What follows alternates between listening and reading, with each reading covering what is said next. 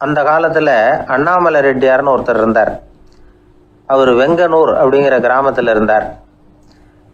அங்கேருந்து விருத்தாசலம் கோவிலுக்கு தவறாமல் போயிட்டு வந்துக்கிட்டு இருந்தார். இடையில வெள்ளாறு, அதில் ஒரு சமயம் வெள்ளம் வந்துட்டுது. இவரால் போக முடியல. அதோட விளைவு வெங்கனூர்லேயே ஒரு கோவில் கட்டணும் அப்படின்னு முடிவு பண்ணார், சிவாலயம். அந்த சமயத்தில் வடநாட்டில் பஞ்சம். அதனால் அங்கே இருந்த பல சிற்பிகள் தென்னாட்டை நோக்கி வர ஆரம்பித்தாங்க. அவங்க வெங்கனூர் வழியாக வர்றது தெரிஞ்சதும் இவர் போய் பார்த்தார். இங்கே ஒரு கோவில் கட்டணும், அதுக்கு நீங்கள் உதவணும்னார். பஞ்ச காலத்தில் இப்படி ஒரு வாய்ப்பு கிடைச்சதில் அவங்களுக்கும் ரொம்ப மகிழ்ச்சி. உற்சாகத்தோடு ஒத்துக்கிட்டாங்க. ஆலய திருப்பணி ஆரம்பமாச்சு.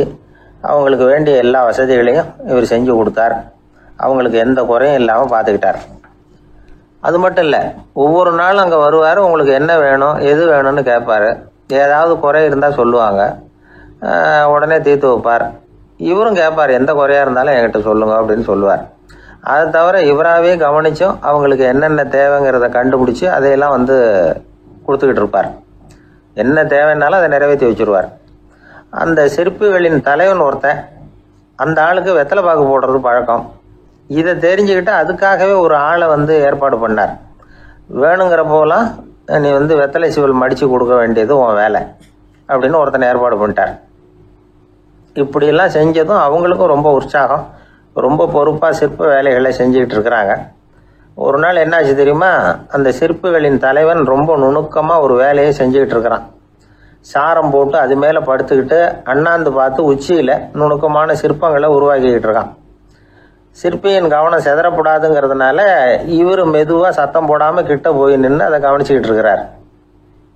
அந்த சிற்பி வழக்கம் போல் வெத்தலை பாக்குக்காக இடது கையை கீழே நீட்டினான். அந்த சமயம் பார்த்து அவருக்கு தாம்பூலம் கொடுக்குறவன் அங்கே இல்லை, எங்கேயோ போயிருக்கிறான். அண்ணாமலை ரெட்டியார் என்ன பண்ணார் தெரியுமா? தனக்காக கொடுக்கப்பட்ட தாம்பூலத்தை வாங்கி சிற்பியின் கையில் கொடுக்குறார். அவன் வாங்கி போட்டுக்கிட்டான். இது என்ன இன்னைக்கு வெத்தலை சீவல் வேறு மாதிரி இருக்குது, வாசனை தாம்பூலமாக இருக்குது அப்படின்னு யோசனை பண்ணிட்டு கீழே திரும்பி பார்க்குறார். பார்த்தா ரெட்டியார் மறுபடியும் சிற்பி கை நீட்டும் பொழுது கொடுக்கறதுக்காக தாம்பூலத்தை மடித்து வாங்கி வச்சுக்கிட்டு தயாராக நிற்கிறார். சிற்பிக்கு அதிர்ச்சி. உடனே பொத்துன்னு கீழே குதிச்சான். ஐயா, என்ன இது நீங்களா அப்படின்னா. இவர் சொன்னார், நான் ஒன்றும் தப்பு பண்ணலையே, உன்னுடைய கை புண்ணியம் செஞ்ச கை, கோயில் கட்டுற கை, அந்த கைக்கு தாம்பூலம் கொடுக்கறதுல என்ன தப்பு அப்படின்னாராம். ஏற்கனவே பஞ்சத்தில் அடிபட்டு வந்த எங்களை நீங்கள் ஆதரிச்சதே பெரிய விஷயம். இந்த செயல் என்னை ஒரு பெரிய கடனாளி ஆகிவிட்டது. ஐயா, எங்களுக்கு உணவு உடை இதை மட்டும் நீங்கள் கொடுத்தா போதும், ஊதியம்னு எதுவும் வாங்க மாட்டோம் அப்படின்னு நானும். அந்த சிற்பி எவ்வளோ வற்புறுத்தியும் எதுவும் வாங்கிக்கலையாம். இந்த செய்தியை தமிழ் தாத்தா டாக்டர் ஊவேசா சொல்லியிருக்கிறார். அந்த காலத்தில் எப்படிப்பட்டவங்கெல்லாம் வாழ்ந்துருக்கிறாங்க பாருங்க. இந்த காலத்தில் ஒருத்தர் கோவில் கட்டினார், வேலை செய்கிற எல்லாருக்கும் சாப்பாடு போடுவார். சிற்ப வேலை செஞ்சுட்டு சாப்பிட வர்ற ஒவ்வொருத்தர் கையையும் அன்பாக பிடிச்சி முத்தம் கொடுத்து உள்ளே அனுப்புவார். அந்த கைகளுக்கு நீங்கள் கொடுக்குற மரியாதையாது அப்படின்னு கேட்டாங்க. அது இல்லைங்க, ஏற்கனவே முதல் பந்தியில் சாப்பிட வந்தவன் மறுபடியும் வர்றானான்னு கண்டுபிடிக்கிறதுக்காக கையை பிடிச்சி மோந்து பார்க்குறேன் அப்படின்னாராம் அவர்.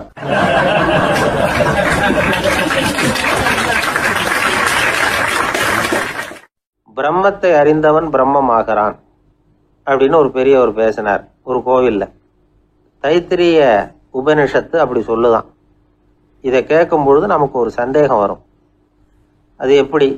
பிரம்மத்தை அறிந்தவன் பிரம்மம் ஆகிறான்னா, சிங்கத்தை அறிந்தவன் சிங்கம் ஆகிறானா, தோசையை அறிந்தவன் தோசை ஆகிறானா? இப்படிப்பட்ட சந்தேகம் நமக்கு வர்றதுல ஒன்றும் ஆச்சரியம் இல்லை. இது இயற்கை. இதுக்கும் அந்த பெரியவரே பதில் சொல்றார். சிங்கம் வேற, நாம வேற. அதனால சிங்கத்தை அறிந்தவன் சிங்கமாக மாட்டான். ஆனா பிரம்மம் வேற, நாம வேற இல்லை. அதனால பிரம்மத்தை அறிந்தவன் பிரம்மமாகிறான் அப்படிங்கிறது அவரோட விளக்கம். மனிதன் அவன்தான் தான் பிரம்மங்கிறது தெரியாதனால தான் அதை வேற எங்கேயோ தேடிட்டு இருக்கிறான். கடைசியில் அது தான் தாங்கிறது புரிஞ்சுக்கிற பொழுது அவன் பிரம்மம் ஆயிடுறான். இதை விளக்கிறதுக்கு ஒரு உபநிஷத்து கதையே இருக்கு. நமக்கு தெரிஞ்ச கதை தான், ஆனால் அதை வேற விதமான அர்த்தத்தில் விளையாட்டாக சொல்லிகிட்டு இருக்கிறோம். ஒரு சமயம் ஒரு 10 நண்பர்கள் ஒரு காட்டு வழியாக போய்கிட்டு இருக்கிறாங்க. குறுக்க ஒரு நதி, அதை கடந்து அடுத்த பக்கம் போகணும். எல்லாரும் ஒரு வழியாக கடந்து அடுத்த கரைக்கு போய் சேர்ந்துட்டாங்க. அங்கே போய் சேர்ந்ததுக்கு அப்புறம் எல்லாரும் பத்திரமா சேர்ந்துட்டோமா அப்படின்னு தெரிஞ்சுக்கிறதுக்காக எண்ணி பார்க்குறான் அந்த கூட்டத்து தலைவன். அவங்க மொத்தம் 10 பேர். ஆனால் இவன் எண்ணி பார்க்குறப்போ 9 தான் வருது. ஏன்னா அவன் தன்னை விட்டுவிட்டான். எதிரில் நிற்கிறவங்கள மட்டுமே எண்றான். ஐயோ 10வது ஆள் எங்கேங்கிறான், பதறான். சரி நீ இரு, நான் எண்ணி பார்க்குறேன்னு சொல்லிவிட்டு இன்னொருத்தன் வந்து எண்றான். அவனும் தன்னை விட்டுட்டு எண்றான். 9 தான் வருது. எல்லாரும் கொய்யோ முறையோன்னு கத்த ஆரம்பிச்சிட்டாங்க. அந்த சமயத்தில் ஒரு பெரியவர் அந்த பக்கமாக வர்றார். என்ன விஷயம்னு விசாரிக்கிறார். 10வது ஆள் 6 அடிச்சுட்டு போட்டுது அப்படின்னு சொல்லி இவங்க அழறாங்க. சரி அழாதீங்க அப்படின்னு சொல்லி அந்த தலைவனை பார்த்து இப்படி வாங்குறார். வர்றான். இப்போ எனக்கு முன்னாடி ஒரு தரம் எண்ணு பார்க்கலாம்ங்கிறார். 1 2 3ன்னு ஆரம்பித்து 9ல் வந்து முடிக்கிறான். உடனே பெரியவர் நீ தான் அந்த 10வது ஆள் அப்படிங்கிறார். இது உண்மை. நாம தான் அது. நாம தான் நம்மளை வேற எங்கேயோ தேடிட்டு இருக்கிறோம். நாம எங்கேயோ தேடிட்டு இருக்கிறோமே, அந்த பிரம்மம் நாம தான். இப்படி ஒரு பெரிய உண்மையை விளக்கறதுக்காக தான் அப்படி ஒரு கதை சொல்லப்பட்டது. ஆனால் அதை வந்து நாம் வேற விதமாக வேடிக்கையாக உபயோகப்படுத்திக்கிட்டு இருக்கிறோம். எப்படி தெரியுமா? ஒரு ஆத்தங்கரையில் ஒரு 10 பேர் முழிச்சுக்கிட்டே நின்றுக்கிட்டு இருந்தாங்களாம். அந்த பக்கமாக வந்த ஒருத்தன் ஏன் இப்படி முழிச்சுக்கிட்டு நிற்கிறீங்கன்னு கேட்டிருக்கிறான். எங்களுக்கு நீச்சல் தெரியாது, நாங்கள்லாம் அடுத்த கரைக்கு போய் சேரணும் அப்படின்னு நாங்களாம். சரி நான் கொண்டுட்டு போய் விடுறேன். எல்லாரும் அக்கறைக்கு போய் சேர்ந்த உடனே ஆளுக்கு ₹1 வீதமாக மொத்தம் ₹10 எனக்கு கொடுக்கணும் அப்படின்ட்டுருக்கான் இவன். சரின்னு ஒத்துக்கிட்டாங்க. இவன் ஒவ்வொருத்தராக கையை பிடிச்சி மெதுவாக ஆற்றுல இறக்கி அழைச்சிட்டு போயிட்டான். 9 பேரை கரை சேர்த்துட்டான். 10வது ஆள் பாதி ஆற்றுல போயிட்டு இருக்கிறப்போ திடீர்னு வெள்ளம் வந்துட்டுது. புடி நழுவி போச்சு. கையை விட்டுட்டான். வெள்ளம் அடிச்சுட்டு போட்டுது. அழைச்சிட்டு வந்தவன் நீச்சல் அடித்து தடுமாறி கரைக்கு வந்து சேர்ந்துட்டான். கரையில் இருந்தவங்களுக்கு இந்த விஷயம் தெரியாது. இருந்தாலும் இவன் உடம்பு பூரா நனைஞ்சி கொஞ்சம் அதிகமாக மூச்சு வாங்க நின்றுக்கிட்டு இருந்தானா, ஏங்க ஏன் இப்படி மூச்சு வாங்குது, என்ன விஷயம் அப்படின்னு கேட்டாங்களாம். அதுக்கு இவன் கொஞ்சமாக அலட்டிக்காம சொன்னானா, வேற ஒன்றும் இல்லை, நீங்கள் கொடுக்க வேண்டிய ₹10 ₹1 குறைஞ்சி போச்சு அவ்வளவுதான் அப்படின்னானா.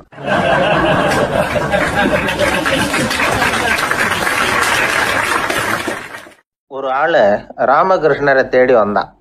அவன் கையில் 1000 பொற்காசுகள் வச்சுருந்தான். அதை அவர்கிட்ட கொடுத்து இதை ஏற்றுக்கணும் அப்படின்னு ரொம்ப பணிவாக கேட்டுக்கிட்டான். அவர் பார்த்தார், இது எனக்கு தேவையில்லை, ஆனாலும் உன்னுடைய மனசை புண்படுத்துறதுக்கு நான் விரும்பலை, அதனால் நீ கொடுக்கறத வாங்கிக்கிறேன்னார். வாங்கிக்கிட்டார். அப்புறம் கேட்டார், இதை பாரு, இனிமேல் இதெல்லாம் என்னுடைய இது தானே அப்படின்னார். ஆமாம், அதையெல்லாம் நான் உங்களுக்கே கொடுத்துட்டேன்னா அவன்.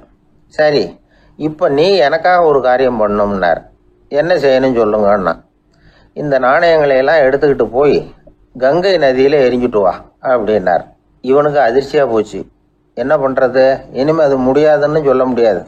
ஏன்னா அந்த நாணயங்களையெல்லாம் அவருக்கே கொடுத்துட்டான். இனிமேல் அதெல்லாம் இவனுடையது இல்லை. பேசாமல் அவ்வளவே அள்ளிக்கிட்டு ஆத்தங்கரைக்கு போனான். போனவன் ரொம்ப நேரம் திரும்பியே வரல. ராமகிருஷ்ணருக்கு சந்தேகம், என்ன ஆச்சு அந்த மனுஷனுக்கு, காசுகளோடு அந்த கங்கையில் குதிச்சுட்டானா, போகும்பொழுதே ஒரு மாதிரியாக தான் போனான், போய் என்னன்னு பார்த்துட்டு வாங்க அப்படின்னார். அங்கே இருந்த ஒருத்தர் ஓடி போய் பார்த்தார். அவர் போய் பார்க்கும்பொழுது அவன் அங்கேயே இருந்தான். அதுக்கப்புறம் அவர் திரும்பி வந்தார். வந்து விவரத்தை சொன்னார். அதாவது அவன் கங்கை கரையில் உட்காந்துக்கிட்டு ஒவ்வொரு நாணயமாக 1 2ன்னு எண்ணி எண்ணி வீசிக்கிட்டு இருக்கிறான். அவனை சுற்றி ஒரு கும்பல் நின்றுக்கிட்டு அவனை தடுத்துக்கிட்டு இருக்குது அப்படின்னு விவரத்தை சொன்னார் போயிட்டு வந்தவர். இதை கேட்டதும் ராமகிருஷ்ணரே புறப்பட்டு அங்கே போனாராம்.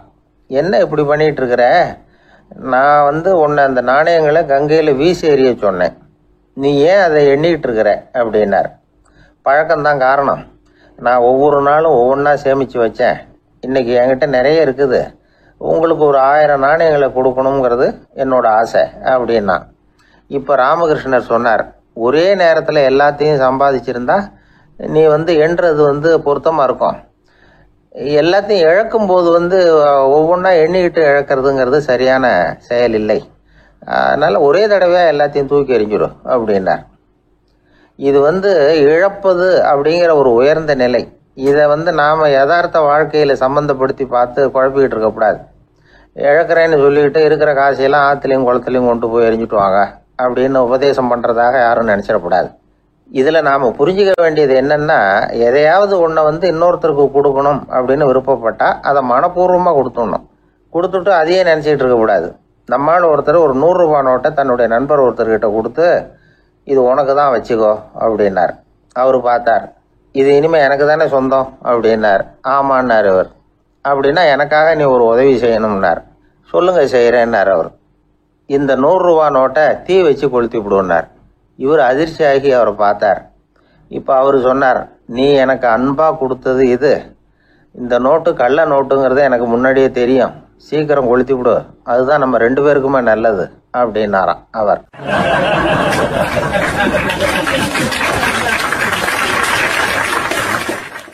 ஏங்க எங்க போயிட்டு வரீங்க அப்படின்னு கேட்டேன். எனக்கு வேண்டப்பட்ட ஒருத்தரை பார்த்து. ஆஸ்பத்திரிக்குன்னார். எந்த ஆஸ்பத்திரிக்குன்னு? மாட்டு ஆஸ்பத்திரிக்குன்னார். என்ன விஷயம்னு? மாமனாருக்கு உடம்பு சரியில்லை, அதுதான் மாட்டு ஆஸ்பத்திரிக்கு போயிட்டு வரேன்னார். அட பாவி, அதுக்கு அந்த ஆஸ்பத்திரிக்கா போவாங்க அப்படின்னு ஆச்சரியமா. அட அது இல்லைப்பா, முதல்ல எங்கள் குடும்ப டாக்டர் தான் தேடிக்கிட்டு போனேன். அவர் அந்த நேரத்தில் அவர் வளர்க்குற நாய்க்குட்டிக்கு உடம்பு சரியில்லைன்னு சொல்லி அதை தூக்கிக்கிட்டு மாட்டு ஆஸ்பத்திரிக்கு போயிட்டாராம் சொன்னாங்க. அதனால் அங்கே போய் அவரை சந்தித்து விஷயத்தை சொல்லிவிட்டு வர்றேன்னார். அப்புறம் தான் எனக்கு கொஞ்சம் நிம்மதியாக இருந்தது. பொதுவாக நமக்கு தெரிஞ்ச வரையில் டாக்டர்கள் 2 வகை. நமக்கு வைத்தியம் பண்ணுற டாக்டர்கள் ஒரு வகை, நம்மக்கிட்ட இருக்கிற ஆடு மாடு கோழிக்கு வைத்தியம் பண்ணுற டாக்டர்கள் ஒரு வகை. இப்போ தான் எனக்கு தெரியும் இன்னொரு வகையான டாக்டர்களும் உண்டுங்கிறது.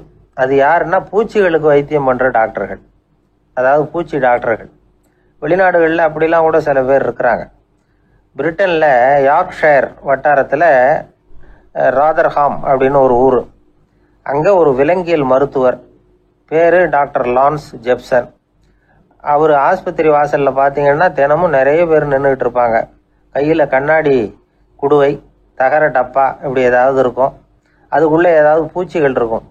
அதுக்கு வைத்தியம் பண்ணுறதுக்காக வந்தவங்க தான் அவங்க எல்லாம். சிலந்தி பூச்சி, பல்லி, தேளு, பாம்பு இப்படி ஏதாவது இருக்கும்.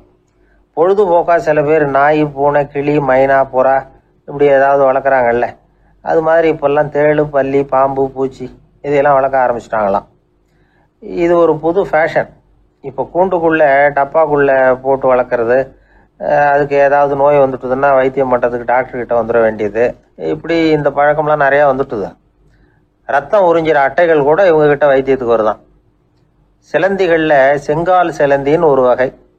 மத்திய அமெரிக்க காடுகளில் இது அதிகம். சிலந்திகள்லேயே ரொம்ப விலை உசந்தது இந்த ரகம்தான். கால்களில் சிவப்பு கோடுகள் இருக்கும். இந்த இனம் இப்போ குறைஞ்சிக்கிட்டே வர்றதுனால சர்வதேச விதிகளின்படி இவற்றின் ஏற்றுமதி இறக்குமதிக்கு தடை விதிக்கப்பட்டிருக்குது.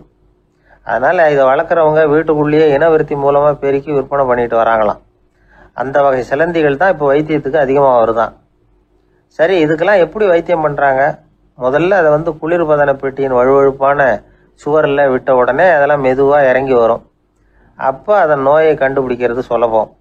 அப்புறம் அதுக்கு கிருமிகளை கொல்லக்கூடிய மருந்துகளையோ வலி நிவாரண மருந்துகளையோ கொடுப்பாங்க. கால் உடைஞ்ச சிலந்திகளுக்கு பசையை கொண்டு ஆப்ரேஷன் பண்ணுவாங்க. சில சிலந்திகளுக்கு உடைஞ்ச காலை எடுத்துட்டா புதிய கால் வளர்ந்துடும். சிலந்திகளை மனிதர்கள் கையில் எடுக்கிறப்போ அது பயந்து போய் கீழே குதிக்குது, அதனால் கால் உடஞ்சி விடுது, இல்லைன்னா வயிறு சேதமடையுது.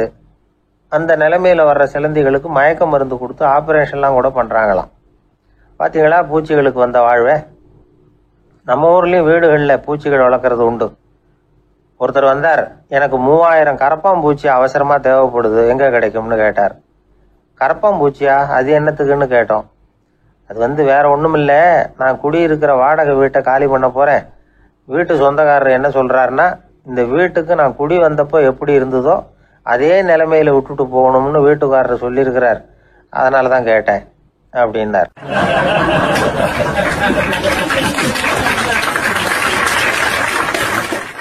ஒரு தந்தை தன்னோட பிள்ளைய ரொம்ப தைரியசாலியாக வளர்க்கணும்னு ஆசைப்பட்டார். அதுக்காக அவனை கூப்பிட்டு உட்கார வச்சு இப்படி உபதேசம் பண்ணார். இதை பாருப்பா, நான் உன்னாட்டம் இருக்கிறப்போலாம் எதுக்கும் பயப்பட மாட்டேன், ரொம்ப துணிச்சலாக இருப்பேன். ஒரு நாள் ஒரு அப்பாவி எலிய ஒரு பூனை துரத்திட்டு ஓடிச்சு. நான் உடனே என்ன செஞ்சேன் தெரியுமா? அந்த பூனையை பிடிச்சேன், அது வாலில் ஒரு பட்டாசு சரத்தை கட்டினேன், கொளுத்தி விட்டேன், படபடன்னு வெடிக்க ஆரம்பிச்சுட்டுது. அது துள்ளிக்கிட்டு அங்கேயும் இங்கேயும் ஓடி இருக்கு பாரு ஓட்டம், ரொம்ப தமாஷு அப்படின்னார் அப்பா.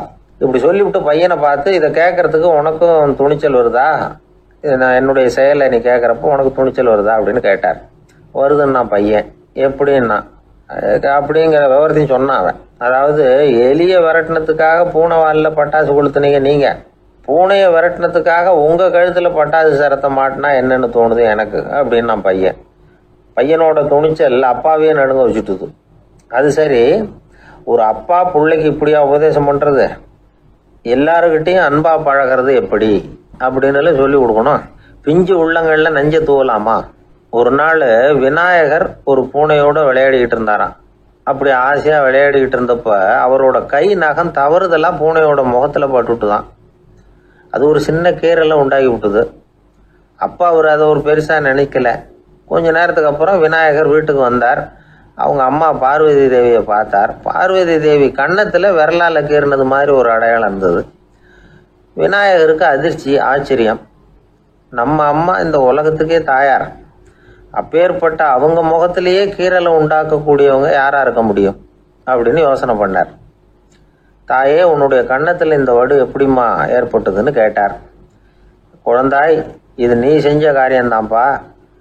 உன்னுடைய கை நகம் கீறினதுனால ஏற்பட்ட வடு தான் இது அப்படின்னாங்க அவங்க. விநாயகர் திடுக்கிட்டு போட்டார். எப்படிம்மா அது? நான் எந்த காலத்துலேயும் ஒன்று அப்படி கீறினதாக எனக்கு நினைவு இல்லையே அப்படின்னார். இன்னைக்கு காலையில் ஒரு பூனையை கீறினதை நீ மறந்துட்டியா அப்படின்னாங்க அந்த அம்மா. விநாயகர் திகைச்சு போய் நின்னார். பார்வதி தேவி சொன்னாங்க, இதை பாருப்பா, இந்த உலகத்தில் இருக்கக்கூடிய எல்லா உயிர்கள்லேயும் நான் இருக்கிறேன். நான் தான் இந்த உலகமாக ஆகியிருக்கிறேன். ஆகையினால நீ யாரை துன்புறுத்தினாலும் அது உண்மையிலேயே என்ன துன்புறுத்தினதாக தான் வந்து முடியும் அப்படின்னாங்க. விநாயகர் மனசுக்குள்ள ஒரு வெளிச்சம் ஏற்பட்டு தான். அதுக்கப்புறம் அவர் யாரையுமே கல்யாணம் பண்ணிக்காததுக்கு அதுதான் காரணமா. இந்த உலகத்தில் எல்லாரையும், இங்கே இருக்கிற எல்லாத்தையும் தாயின் வடிவமாக அவர் பார்க்க ஆரம்பிச்சிட்டாராம்.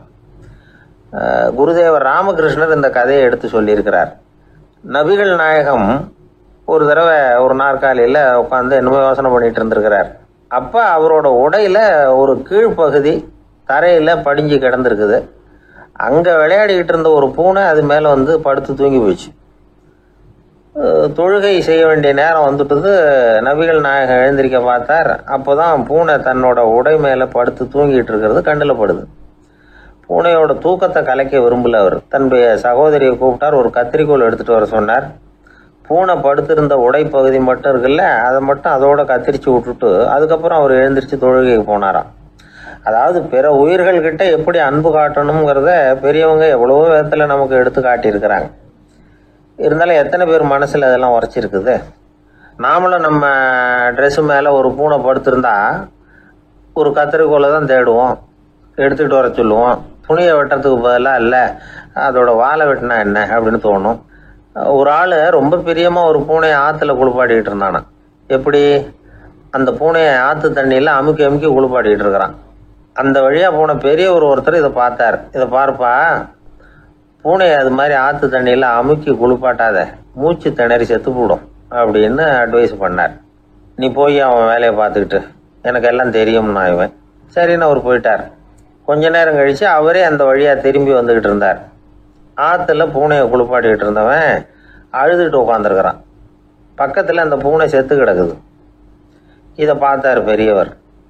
நான் தான் அப்போவே சொன்னேனே அந்த பூனையை ஆற்றுல நினைக்காதேன்னு, அதை கேட்டிருந்தா இப்படி ஆயிருக்குமா அப்படின்னார். அந்த ஆள் கோபமாக இவரை முறைச்சி பார்த்தான்.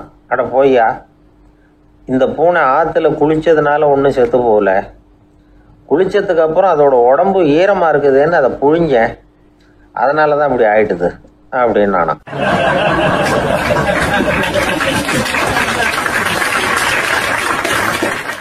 உலகத்தில் எது எதுக்கோ ஆராய்ச்சி கூடங்கள் இருக்குது இல்லை? அது மாதிரி தூக்கத்தை பற்றி ஆராய்ச்சி பண்ணுறதுக்கு ஒரு ஆராய்ச்சி கூடம் இருக்குது. அப்படி ஆராய்ச்சி பண்ணணும்னா அதுக்கு மூழ்கிக்கிட்டு இருக்கணும்ல. அதனால தான் அந்த ஆராய்ச்சி கூடம் இங்கே இல்லை. அமெரிக்காவில் பாஸ்டன் பல்கலைக்கழக மருத்துவமனையில் அது இருக்குது. அங்கே தூக்கத்தை பற்றி பலவிதமான ஆராய்ச்சிகள் பண்ணிகிட்டு இருக்கிறாங்க. அந்த ஆராய்ச்சி கூடத்தில் இயக்குனராக இருக்கிற ஒரு நிபுணர் அவர் என்ன சொல்கிறார் தெரியுமா? உங்களுக்கு தூக்கம் வரலையா, நீங்கள் நல்லா தூங்குறதுக்கு தாராளமாக சில யோசனைகளை என்னால் சொல்ல முடியும் அப்படிங்கிறார். யோசனை தானே, காசா பணமா கேட்டு வச்சுக்கலாமே. உணவு, மனநிலை, தூங்கும் இடத்தோட சூழ்நிலை, படுக்கைக்கு செல்றப்போ உள்ள பழக்க வழக்கங்கள், இது காரணமாக ஒருத்தருக்கு தூக்கம் வராமல் போகலாம். தூக்கம் வராததுக்கு இதுதான் காரணம்னா அதையெல்லாம் சுலபமாக கட்டுப்படுத்தலாங்கிறார் அவர். தூக்கத்தை வரவழைக்கக்கூடிய ஒரு நல்ல மருந்து உடற்பயிற்சி. ஆனால் ஒன்று, படுக்க போகிற நேரத்தில் இது மாதிரி உடற்பயிற்சிகள் எல்லாம் செய்யக்கூடாது. கொஞ்சம் முன்னாடி பகல்லையே இந்த பயிற்சிகளை செய்கிறது நல்லது. தூக்கம் வராமல் அவதிப்படுறவங்க பிற்பகல் நேரங்களில் காஃபி, டீ இது மாதிரி பானங்களை சாப்பிடக்கூடாது. மது அருந்துறது கூட தூக்கத்தை பாதிக்கும்.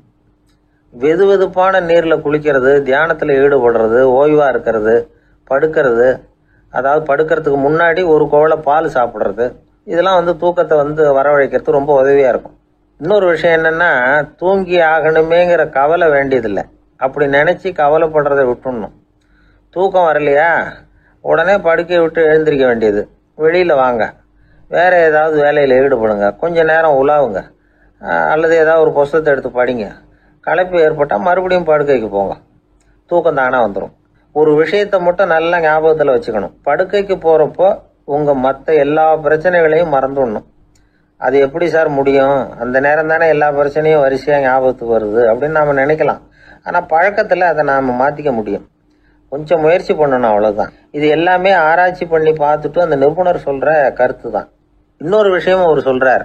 அது என்னென்னா, உடல் கோளாறு காரணமாக தூக்கம் வராமல் அவதிப்படுறவங்களுக்கெல்லாம் இந்த யோசனைகள் சரியாக வராது அப்படிங்கிறார். அதுக்கெல்லாம் மருத்துவ சிகிச்சை கொடுத்து தான் சரி பண்ணணும். சில பேருக்கு நடு ராத்திரியில் மூச்சு திணறல் ஏற்பட்டு தூக்கம் வராமல் போயிடும். ஊரெல்லாம் தூங்குறப்ப தான் மட்டும் தூங்காமல் மூழ்கிட்டு இருக்கிறது, ஊரெல்லாம் மூழ்கிட்டு இருக்கிறப்போ தான் மட்டும் தூங்குறது, இது மாதிரி கோளாறுகளால் சில பேர் பாதிக்கப்படலாம். காலு தசை முறுக்கிக்கிறதுனால சில பேருக்கு அடிக்கடி இழிப்பு வரலாம். மன அழற்சி காரணமாக சில பேருக்கு தூக்கம் வராது. இது மாதிரி கோளாறுகளுக்கெல்லாம் அதுக்கு தகுந்த மாதிரி சிகிச்சை கொடுத்து தான் சரி பண்ண வேண்டியிருக்கும். எந்த கோளாறும் இல்லாமல் தூக்கம் வரலைன்னா ஆரம்பத்தில் சொன்ன முறைகளை கடைபிடிச்சு பார்க்கலாம். தூக்கம் வந்ததுன்னா யோசனை சொன்ன அந்த நிபுணருக்கு நன்றி சொல்லலாம். ஒருத்தர், ஏன் சார் பஸ்ஸில் தூங்குறது கெட்ட பழக்கமானு கேட்டார். இல்லையே, நான் கூட பஸ்ஸில் போகிறப்ப தூங்கிட்டு தானே போவேன் அப்படின்னார் இன்னொருத்தர். அப்புறம் ஏன் என்ன டிரைவர் வேலை வேணாம்னு வீட்டுக்கு அனுப்பி வச்சுட்டாங்க அப்படின்னாராம் அவரு.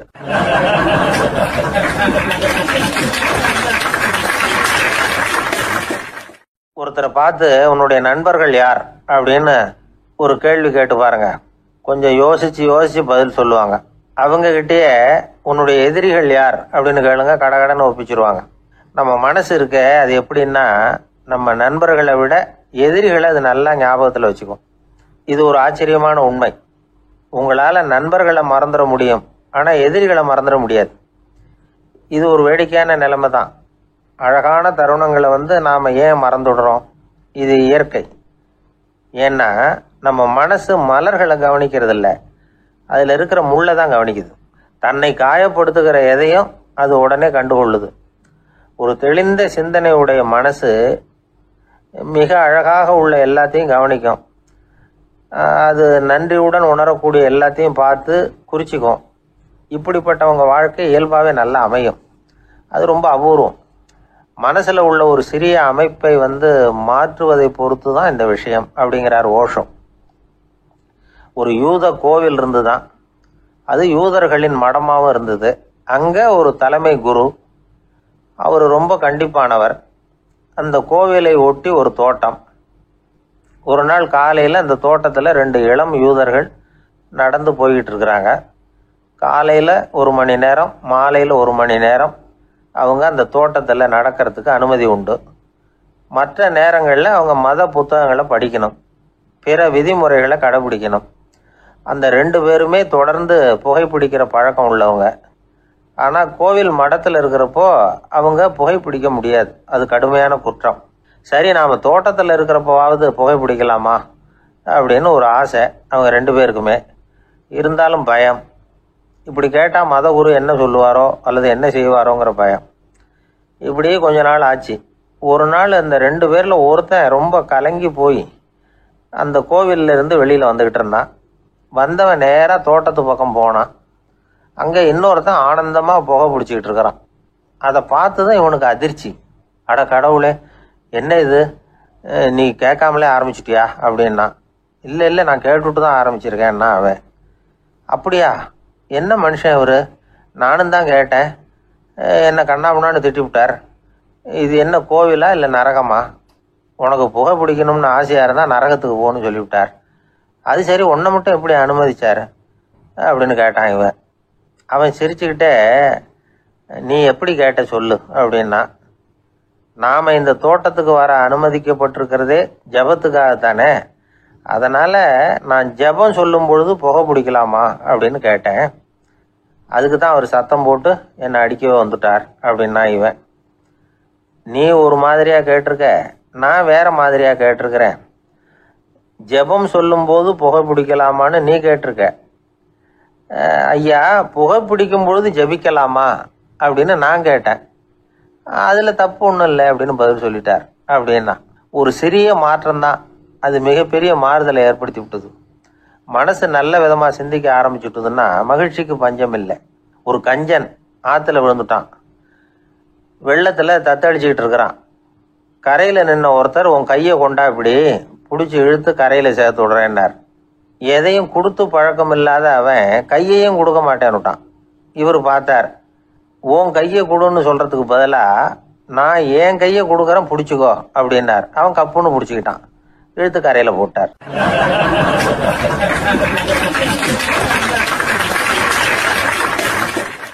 ஆயிரத்தி 1816 செப்டம்பர் மாதம் 11 பிரான்ஸ் தேசத்தில் உள்ள ஒரு மருத்துவமனை. அங்கே ஒரு இளம் டாக்டர் கொஞ்ச நாளைக்கு முன்னாடி தான் அந்த ஆஸ்பத்திரியில் புதுசாக வேலைக்கு சேர்ந்துருக்கிறார். அவர் பேர் ரெனே லெனக். அவர் அன்னைக்கு காலையில் அந்த மருத்துவமனையில் அப்படியே ரவுண்ட்ஸ் வந்துக்கிட்டு இருக்கிறார். வார்டில் ஒரு படுக்கையில் ஒரு இளம் பெண் படுத்திருக்கிறா. அந்த பொண்ணுக்கு இருதய நோயாக இருக்கலாம்ங்கிறது மற்ற டாக்டர்கள் சந்தேகம். அந்த காலத்துல எல்லாம் ஒருத்தருடைய இருதய துடிப்பை தெரிஞ்சுக்கணும்னா நோயாளியின் மார்புல டாக்டர் காதை வச்சு பார்த்து தான் தெரிஞ்சுக்கிறது வழக்கம்.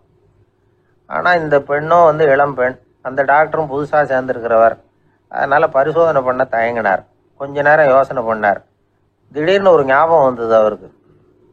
அதாவது அன்னைக்கு விடியற் காலையில் தோட்டத்தில் அப்படி வாக்கிங் போயிட்டு இருந்தப்போ சின்ன பசங்கள்லாம் ஒரு மரக்கட்டையை வச்சு விளையாடிக்கிட்டு இருந்தாங்களாம். அதை இவர் பார்த்துருக்கிறார்.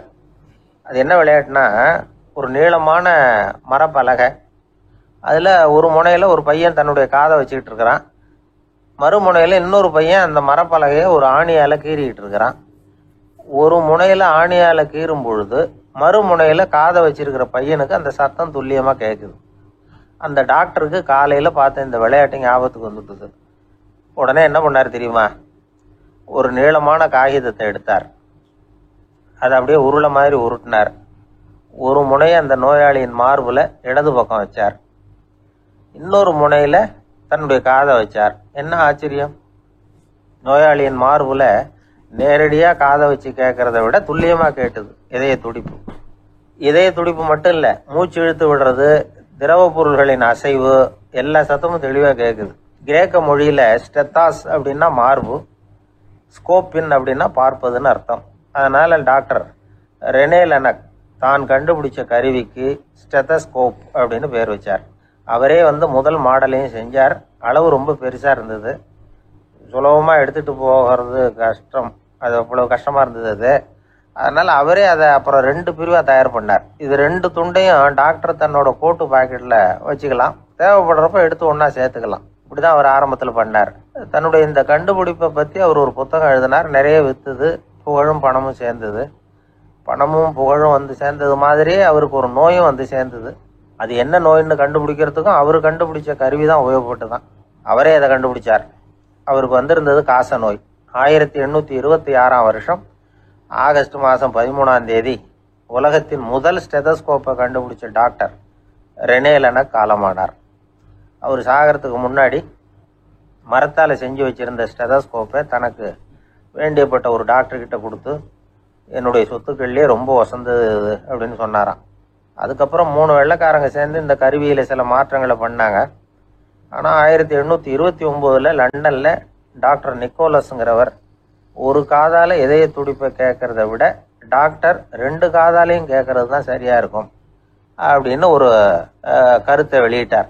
அதுக்கப்புறம் ரொம்ப காலம் கழித்து 1852 ஜார்ஜ் காமான் அப்படிங்கிறவர் ரப்பர் டியூப்களை உபயோகப்படுத்தி 2 காதாலையும் கேட்குற மாதிரி ஒரு புதிய வடிவத்தை அதுக்கு கொடுத்தார்.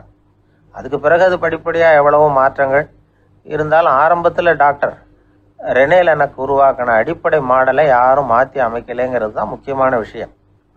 நமக்கு தெரிஞ்ச ஒரு ஆஸ்பத்திரி, அதில் ஒரு நோயாளி, காலை நேரத்தில் நர்ஸு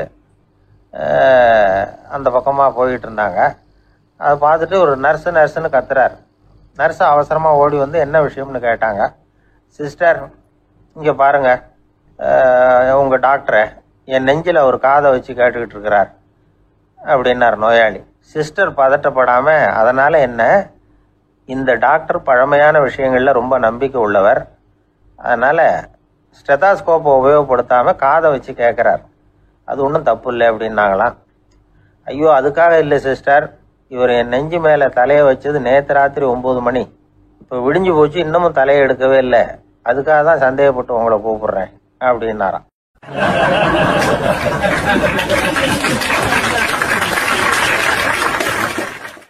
இந்த உலகத்துல எத்தனை வகையான மனிதர்கள் இருக்கிறாங்க, ஒவ்வொரு மனிதனுமே ஒவ்வொரு வகை அப்படிங்கிறாங்க விஞ்ஞானிகள். மனிதர்களை 3 வகையா பிரிக்கலாம் அப்படின்னு சொல்றாங்க மெய்ஞானிகள். இவங்களை பத்திலாம் ஏற்கனவே நாம பேசியிருக்கிறோம்.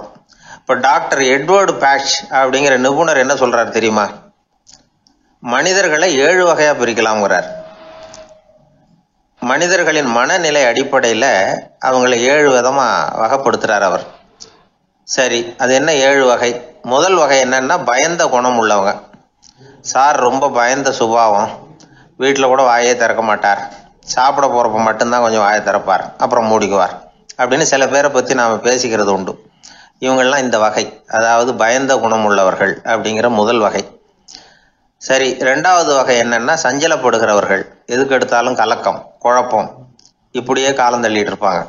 பல பேர் பார்த்துருப்பீங்க, அவங்கெல்லாம் இந்த வகை. 3வது வகை என்னன்னா, யதார்த்த உலகை மறந்து கற்பனை உலகத்திலேயே மிதக்கிறவங்க. இளைஞர்கள், கவிஞர்கள், இப்படி பல பேர் இருக்கிறாங்க. எப்போ பார்த்தாலும் கற்பனை உலகத்திலேயே மிதந்துக்கிட்டு இருப்பாங்க.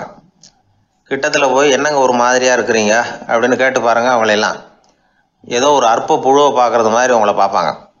அதுவும் அந்த வானத்து நிலாவை பாருங்கள், அது என்னை வா வான்னு கூப்பிடுது, எனக்கு சீக்கிரத்தில் ஒரு நாள் சிறகுகள் முளைக்கும், சிறகடித்து வானத்தில் பறந்து போவேன், அந்த செல்ல நிலாவை கொஞ்சிவிட்டு வருவேன், இப்படிலாம் பேசிக்கிட்டு இருப்பாங்க. கொஞ்சிறது அப்புறம் இருக்கட்டும், இப்போ கஞ்சிக்கு வழியே பாருப்பா அப்படின்னா அதை காதில் வாங்க மாட்டாங்க. நாம் ஏதோ இந்த உலகத்தை அனுபவிக்க தெரியாதவர்கள் மாதிரி நம்மளை அவங்க கவனிப்பாங்க. இப்படி ஒரு ரகம். 4வது வகை மனிதர்கள் எப்படின்னா, இவங்க தனிமை உணர்வு மிக்கவர்கள். இவங்க மற்றவங்களோட இயல்பா நெருங்கி பழகிறதில்ல, தான் உண்டு தன்னுடைய வேலை உண்டுன்னு இருந்துட்டு போறவங்க.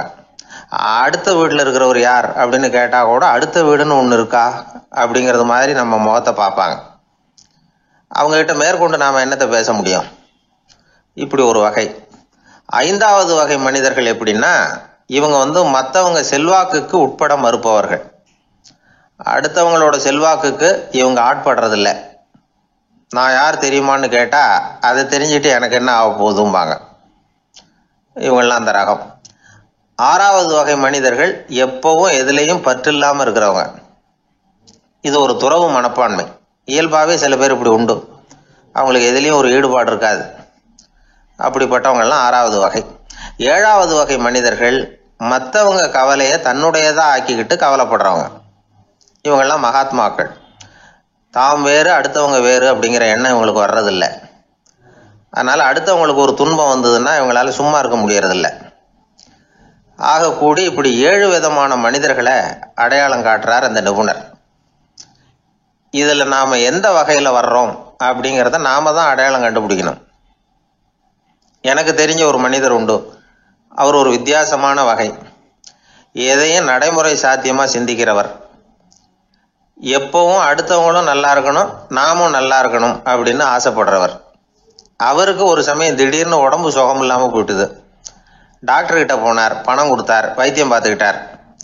அவர் எழுதி கொடுத்த மருந்து சீட்டை வாங்கினார். ஒரு மருந்து கடைக்கு போனார், பணம் கொடுத்தார், மருந்து வாங்கினார். அதை எடுத்துகிட்டு வீட்டுக்கு வந்தார்.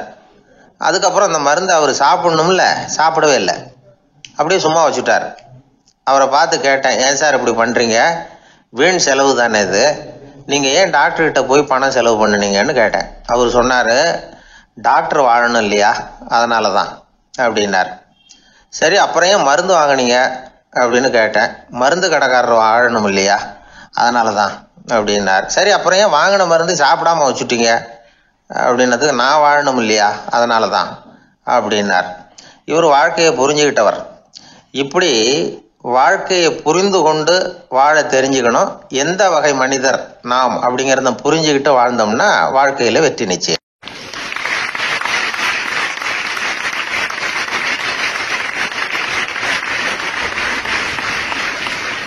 எதிர்காலத்தை நினைச்சா எனக்கு ரொம்ப பயமா இருக்கு சார் அப்படின்னு சொல்றவங்க நிறைய பேர் இருக்கிறாங்க.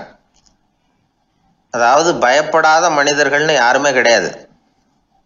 ஒவ்வொருத்தருக்கும் ஒவ்வொரு விதமான பயம் இருந்தாலும் ஒட்டுமொத்தமா பாக்குறப்போ மனிதனுக்கு 6 விதமான பய உணர்வுகள் வரலாம் அப்படின்னு பெரியவங்க சொல்றாங்க. எல்லா விதமான பயமும் இந்த 6 வகைக்குள்ள அடக்கம். அந்த 6 வகை பயமும் 6 எதிரிகள் மாதிரியாம். 6 எதிரிகளையும் புரிஞ்சுக்கிட்டோம்னா போதும், வாழ்க்கையில சுலபமா வெற்றி அடைய முடியும். சரி, அந்த 6 வகை பயம் என்னென்ன அப்படின்னு பார்ப்போம். முதல்ல வறுமை பற்றிய பயம், 2வது பழிச்சொல் பற்றிய பயம், 3வது உடல் நலம் பாதிப்பு பற்றிய பயம், 4வது என்னன்னா காதல் தோல்வி, 5வது முதுமை, 6வது மரணம். அதாவது பயப்படுறதுங்கிறது ஒரு மனநிலை தான். இந்த மனநிலையை கட்டுப்படுத்த முடியும், திசை திருப்ப முடியும். சரி, இந்த பயங்களின் அறிகுறிகள் எப்படி இருக்கும்? வறுமை பற்றிய பயம் அப்படின்னு முதல்ல சொன்னோம் இல்லையா, அந்த பயத்தின் அறிகுறிகளை தெரிஞ்சுக்குவோம். எதுலேயும் அக்கறை இல்லாமல் இருக்கிறது, ஒரு குறிக்கோள் இல்லாமல் இருக்கிறது, வறுமையை சகிச்சுக்கிறது, வாழ்க்கையில் கிடைக்கிறது எதுவாக இருந்தாலும் ஆட்சேபனை இல்லாமல் ஏற்றுக்கிறது, மனசாலும் உடம்பாலும் சோர்ந்து போயிருக்கிறது, ஆர்வம், முனைப்பு, கற்பனை திறன் எதுவுமே இல்லாமல் இருக்கிறது. இதெல்லாம் தான் அந்த வறுமை பற்றிய பயத்தின் அறிகுறிகள். அந்த அடுத்தது ஒன்று பார்த்தோமே, பழிச்சொல் பற்றிய பயம். அதாவது அடுத்தவங்க நம்மளை குறை சொல்லி விடுவாங்களோ அப்படிங்கிற பயம். இதுக்கு அறிகுறி என்ன தெரியுமா? புதியவர்களை சந்திக்கிறதுக்கு பயப்படுறது, முடிவு எடுக்க முடியாமல் குழம்புறது, பிரச்சனைகளை தவிர்க்க விரும்புறது, தாழ்வு மனப்பான்மை, வரவுக்கு மீறி செலவு செஞ்சு இமேஜை உயர்த்திக்கிறது, குறிக்கோள் இல்லாத வாழ்க்கை. இதெல்லாம் தான் அதுக்கு அறிகுறிகள். 3வது பயம் உடல் நலம் பாதிப்பு பற்றிய பயம், அதாவது நோய் பற்றிய பயம். ஒரு உண்மை என்ன தெரியுமா? டாக்டரை சந்திக்கிற மனிதர்கள்ல 75% பேர் தங்களுக்கு நோய் வந்துட்டுதுங்கிற கற்பனையில் இருக்கிறவங்களாம். நிஜமாவே நோய் கிடையாது அவங்களுக்கு. இந்த பயத்தின் அறிகுறிகள் என்னன்னா, வியாதிக்கான அறிகுறிகள் தன்னிடம் இருக்கிறதாக நினைச்சுக்கிறது, எந்த நேரமும் வியாதியை பற்றியே பேசி பேசி மனசை அங்கேயே வச்சிருக்கிறது, நோய் சம்பந்தமான செய்திகளை படித்து நமக்கு இப்படி ஆயிடுமோ அப்படின்னு வேதனைப்படுறது. இதெல்லாம் தான் அதுக்கு அறிகுறிகள். 4வது பயம் காதல் தோல்வி. இது ரொம்ப வேதனை, உடம்பையும் மனசையும் சீரழிச்சு விடும். ஆண்களை விட பெண்கள் தான் இந்த பய உணர்வுல அதிகமாக பாதிக்கப்படுறாங்க. 5வது முதுமை பற்றிய பயம். 6வது மரண பயம், வயசான காலத்தில் எப்படி சமாளிக்கிறது அப்படிங்கிற பயம். ஆக இதையெல்லாம் நாம் புரிஞ்சுக்க வேண்டியது ரொம்ப அவசியம். இந்த 6 வகை பயங்களை சரியாக புரிஞ்சுக்கிட்டு நாம் நடந்துக்கணும். வாழ்க்கையின் முன்னேற்றத்துக்கு இந்த பயங்கள் முட்டுக்கட்டே ஆகிடக்கூடாது. உழைச்சி பணம் சேர்க்கணும், உற்சாகமாக மனசை வச்சுக்கணும். மனசை கட்டுப்படுத்துகிற மார்க்கம் தெரிஞ்சுக்கிட்டா போதும், எல்லாம் சரியாக வந்துடும். நம்ம ஆள் ஒருத்தன் சொன்னான், சார் எனக்கு வறுமை பற்றிய பயம்தான் இருந்தது, ஒரே ராத்திரியில் 30,000 ரூபா தயார் பண்ணிவிட்டேன், இப்போ எனக்கு இன்னொரு பயம் வந்துட்டுதுன்னா. என்ன பயம்னு கேட்டாங்க. போலீஸு கண்டுபிடிச்சிருமோங்கிற பயம்னா. இது இந்த பயத்தில் அடங்காது. அதனால அஞ்சி அஞ்சி சாவார், அஞ்சாத பொருள் இல்லை அப்படின்னு பாரதி சொன்னார் இல்லையா, அது மாதிரி பயத்தை புரிந்து கொண்டு அதற்கு தகுந்த மாதிரி நம்முடைய வாழ்க்கையை அமைத்துக் கொள்ள வேண்டும். அப்படி அமைத்துக் கொள்ளுகிறவர்களுக்கு வெற்றி நிச்சயம்.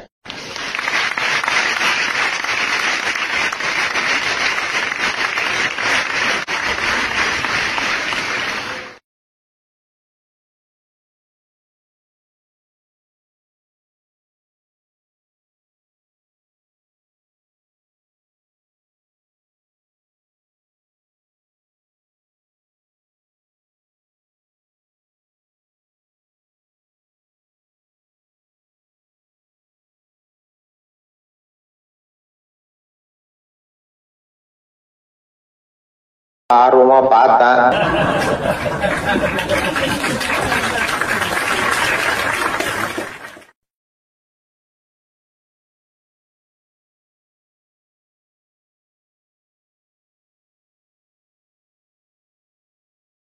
ஒரு ஊர்ல ஒரு ஆள் இருந்தான். அவனுக்கும் அவன் மனைவிக்கும் சண்டை. இவன் கோவிச்சுக்கிட்டு வீட்டை விட்டு வெளியில வந்துட்டான். நேரா தன்னுடைய நண்பன் ஒருத்தனை தேடிட்டு போனான். அந்த நண்பன் எப்படின்னா, எதுக்கும் அசர மாட்டான், எப்பவும் மகிழ்ச்சியா இருப்பான். அவன்கிட்ட போய் இவன் யோசனை கேட்டான். அது சரி, நீ எப்படி எப்பவும் மகிழ்ச்சியா இருக்கிற, என்னால் அப்படி இருக்க முடியலையே அப்படின்னு கேட்டான். என்ன நடந்தது சொல்லுன்னா அவன். வீட்டில் எனக்கும் என் மனைவிக்கும் தகராறு, நிம்மதி இல்லை. அதுதான் இங்கே வந்தேன், உங்ககிட்ட யோசனை கேட்கலாமேன்னு அப்படின்னு விவரத்தை சொன்னான். அதை கேட்டுவிட்டு அதுக்கப்புறமா இவன் சொன்னான், இந்த பாருப்பா, இது ஒன்றும் பெரிய விஷயம் இல்லை. எனக்கு 2 மனைவிகள், 2 வீடு. ஒரு வீட்டில் சண்டை வந்துட்டுதுன்னா நேராக இன்னொரு வீட்டுக்கு வந்துடுவேன். இங்கே சண்டை வந்துட்டுதுன்னா நேராக அங்கே போயிடுவேன். 2 குடும்பம் இருக்கிறதுனால இப்படி ஒரு வசதி. இதுதான் என்னுடைய மகிழ்ச்சியின் ரகசியம் அப்படின்னு நானா. ஓ அப்படியா விஷயம், இப்போ புரிஞ்சுக்கிட்டேன், உன்னுடைய யோசனைக்கு ரொம்ப நன்றி அப்படின்னு சொல்லிவிட்டு அவன் திரும்பி வந்துட்டான். அங்கே எங்கே தேடினான். ஒரு வாரத்துக்குள்ளே இன்னொரு பொண்ணை தேடி கண்டுபிடிச்சி கல்யாணம் பண்ணிட்டான். இப்போ இவனுக்கும் 2 வீடு ஆயிட்டுது. அதுக்கப்புறம் என்னாச்சு தெரியுமா, இவன் 2வதா கல்யாணம் பண்ணிக்கிட்டு வந்தானே, இந்த செய்தி முதல் மனைவிக்கு தெரிஞ்சு போச்சு. போனான், அது கழுத்தை பிடிச்சி வெளில தள்ளி விட்டு கதவை சாத்தி விட்டுது. இனிமேல் இந்த பக்கம் வராத, எனக்கு தெரியாமல் எப்படி நீ இன்னொரு கல்யாணம் பண்ண அப்படின்னு சொல்லி அடித்து விரட்டி விட்டுது. இவன் அதனால் என்ன பரவாயில்லன்னு 2வது மனைவி வீட்டுக்கு போனான். அங்கே பார்த்து, நீ எனக்கு கல்யாணம் பண்ணுறதுக்கு முன்னாடி ஏற்கனவே உனக்கு கல்யாணம் ஆச்சுங்கிற விஷயத்த ஏன் என்கிட்ட சொல்லலை அப்படின்னு சொல்லி அதுவும் கழுத்தை பிடிச்சி வெளில தள்ளி விட்டுது. இவன் வீதிக்கு வந்துட்டான். இங்கேயும் போக முடியல, அங்கேயும் போக முடியல. என்ன இது, அவன் சொல்லி கொடுத்த யோசனை ஒன்றும் சரியாக வரலையே அப்படின்னு யோசனை பண்ணிக்கிட்டே நடந்தான். வழியில் ஒரு பாழடைஞ்ச மண்டபம். சரி, இன்னைக்கு ராத்திரி இங்கேயே படுத்துருவோம், வேற எங்கேயும் போய் படுத்துவங்க முடியாது. அதான் 2 பேரும் விரட்டி விட்டாங்களே, என்ன பண்ணுறது அப்படின்னு சொல்லி அந்த மண்டபத்தில் போய் ஒரு தூணில் ஓரமாக சாஞ்சி உக்காந்தான். அப்போ எதுத்தாப்புல இன்னொரு தூண் ஓரமாக யாரோ அசைகிறது மாதிரி தெரிஞ்சுது, லேசான இருட்டில். யாரப்பா அது அப்படின்னு கிட்ட போய் பார்க்குறான். அப்புறம் தான் தெரியுது, அவன் யார் தெரியுமா, இவனுக்கு யோசனை சொன்னான்ல 2 கல்யாணம் பண்ணிக்கணும்னு சொல்லி, அவன் அங்கே படுத்து கிடக்குறான். டேய் நீ எப்படிறான் இங்கே வந்த அப்படின்னா, 2 வீட்லேயும் சண்டை வந்துட்டுது, அதுதான் இங்கே வந்தேன், படுத்து தூங்கலாமேன்னு அப்படின்னா. 2 வீடு இருக்கிறது சௌரியம்னு என்கிட்ட சொன்னியப்பா அப்படின்னா இவன். நான் அப்படி சொன்னதுக்கு ஒரு காரணம் உண்டுன்னா அவன். என்னடா காரணம்னு கேட்டான். அது வேற ஒன்றும் இல்லை, தினமும் ராத்திரி இல்லை இந்த மண்டபத்தில் தனியாக படுக்கிறதுக்கு எனக்கு பயமாக இருந்தது, எனக்கு ஒரு துணை தேவைப்பட்டது, அதுக்காக தான் உங்ககிட்ட அப்படி ஒரு யோசனை சொன்னேன். இப்போ நீ வந்ததுனால எனக்கு துணை கிடைச்சிட்டுது. இப்போ நம்ம 2 பேரும் துணையாக இங்கே படுத்துக்கலாம், நீ அந்த தூணில் சாஞ்சிக்கோ, நான் இந்த தூணில் சாஞ்சிக்கிறேன் அப்படின்னு சொல்லி படுத்து தூங்க ஆரம்பிச்சிட்டானோ. அதாவது நம்ம வாழ்க்கையில் முடிவுகள் எடுக்கிற விஷயத்தில் இந்த ஆள் மாதிரி தான் பல பேர் நடந்துக்கிறோம் அப்படிங்கிறார். அதாவது உலக புகழ்பெற்ற மனோதத்துவ மேதை ஸ்காட் பெக் அப்படிங்கிறவர். அதாவது வீட்டுக்கு தேவையான பொருள்கள் வாங்குறதுலேருந்து கல்யாணம் பண்ணுறது, வீடு கட்டுறது வரைக்கும் அடுத்தவங்க பேச்சை கேட்டு வீணா போகிறவங்க தான் அதிகம். அறிவுரை கேட்கறதுல தப்பு இல்லை, ஆனால் அதுக்கப்புறம் அதை பற்றி சரியாக சிந்திச்சு பார்க்கறது இல்லை, அதுதான் தப்பு. சில பேர் அறிவுரை சொல்றதுலேயே ரொம்ப தெளிவாக இருப்பாங்க. ஏன் சார் 2 சம்சாரத்தோட குடும்பம் நடத்துறது ரொம்ப கஷ்டமானு கேட்டாராம் ஒருத்தர். அது எனக்கு தெரியாதுங்க அப்படின்னாராம் அவர். ஏன்னு கேட்டிருக்கார். ஏன்னா எனக்கு 3 சம்சாரம் அப்படின்னாராம் அவர்.